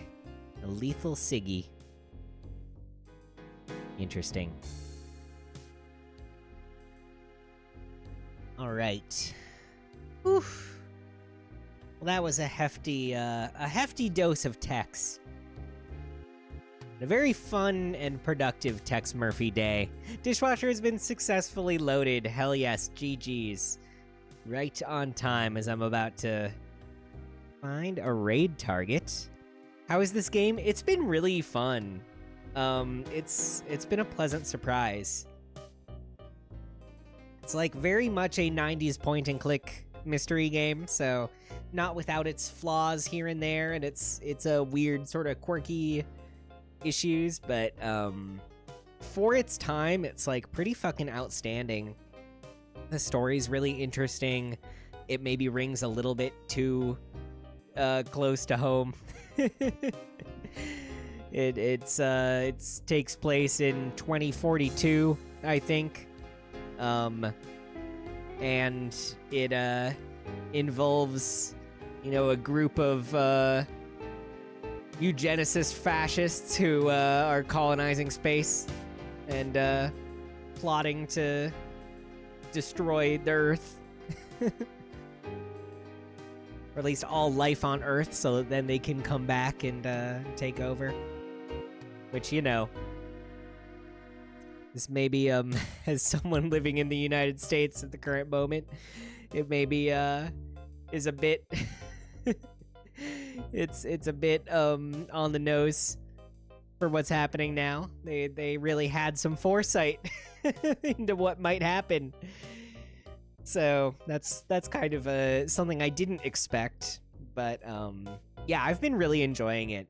I really like weird old ass FMV games. This one is goofy as shit. It's at times it's really disorienting to move around in, so if you have motion sickness issues, I would maybe not recommend Tex Murphy specifically, or at least not this Tex Murphy game.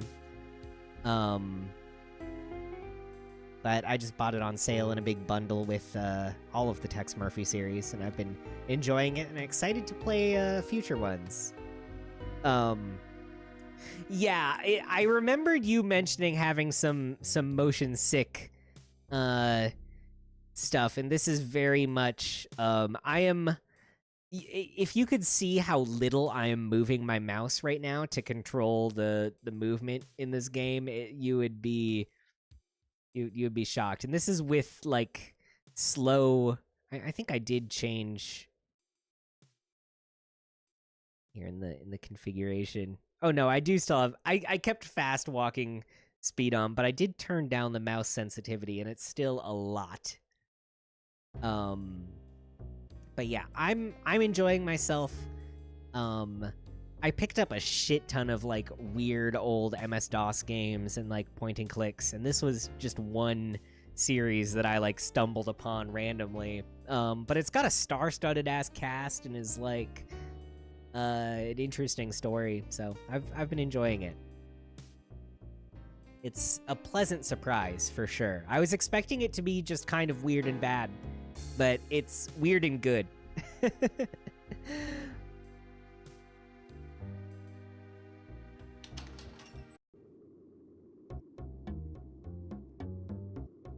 And also, like, I don't know, I just love FMV graphics. Like, look at her.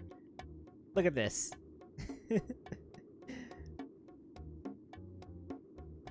It's fantastic.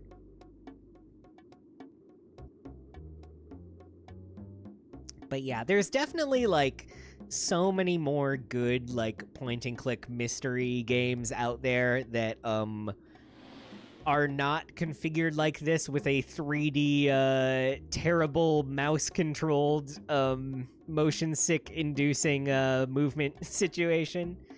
So I'm sure there's some other good shit out there.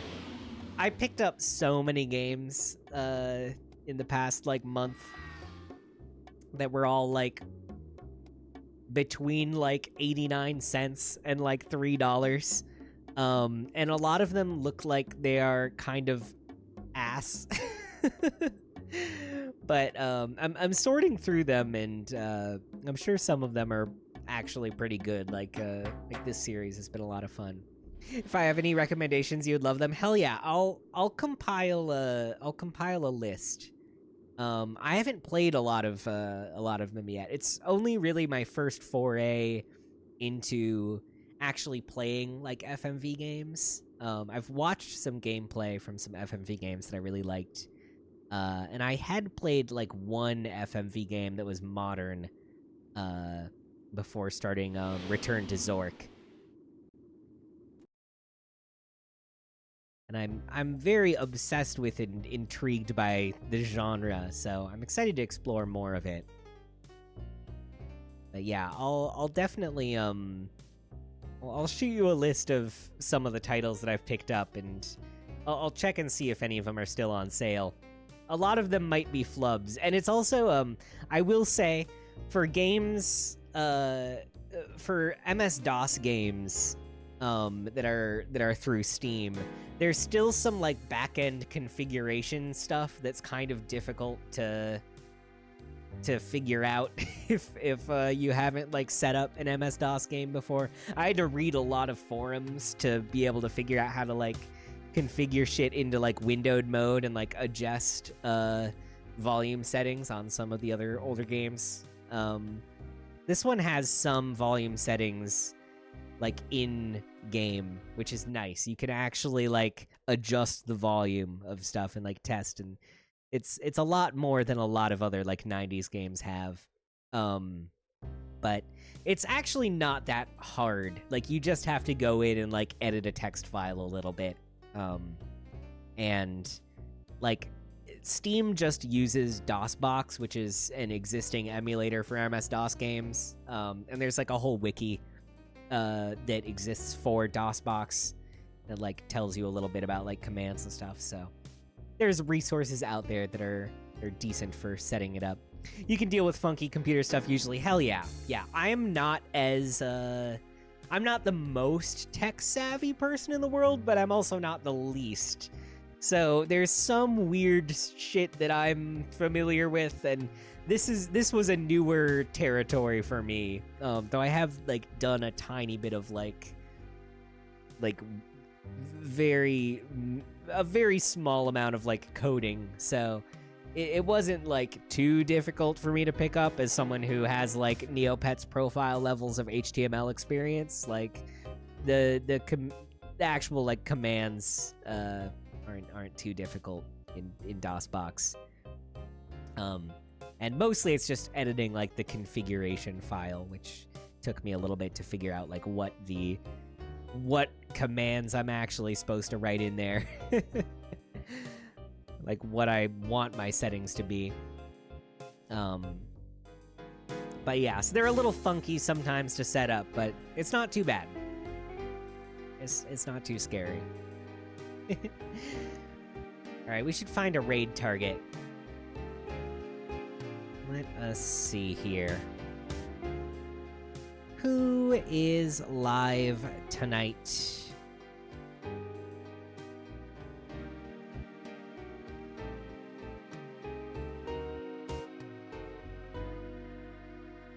Let's see.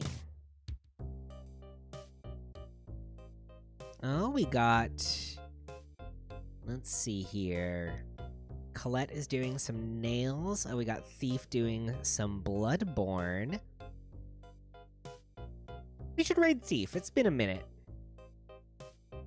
I truly believe kids these days will be less tech savvy because they didn't need to edit HTML for dumb things as teenagers. I agree. I learned HTML for Neopets profile, firstly, and secondly for editing like my profile page for like a chat chat website that I used as like a child that I probably shouldn't have been on because there was some stuff going on there.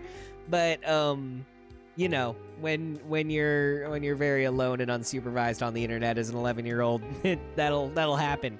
But like, you know, I had to learn how to make the font on my profile a gradient, and also, you know, format my edgy song lyrics, and my pictures of anime boys around it. So I had to learn some HTML.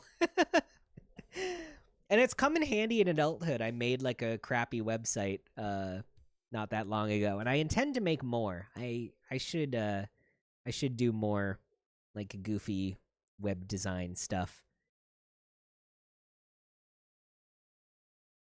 I think it's fun. All right, let's raid Thief. Actually, let me get my music back though while I do this.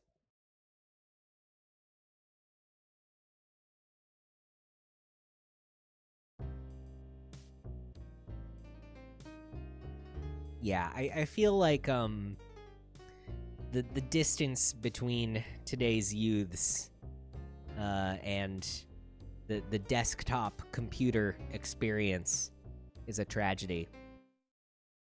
There's so much that you will never learn if you only have a smartphone as your main access to the internet.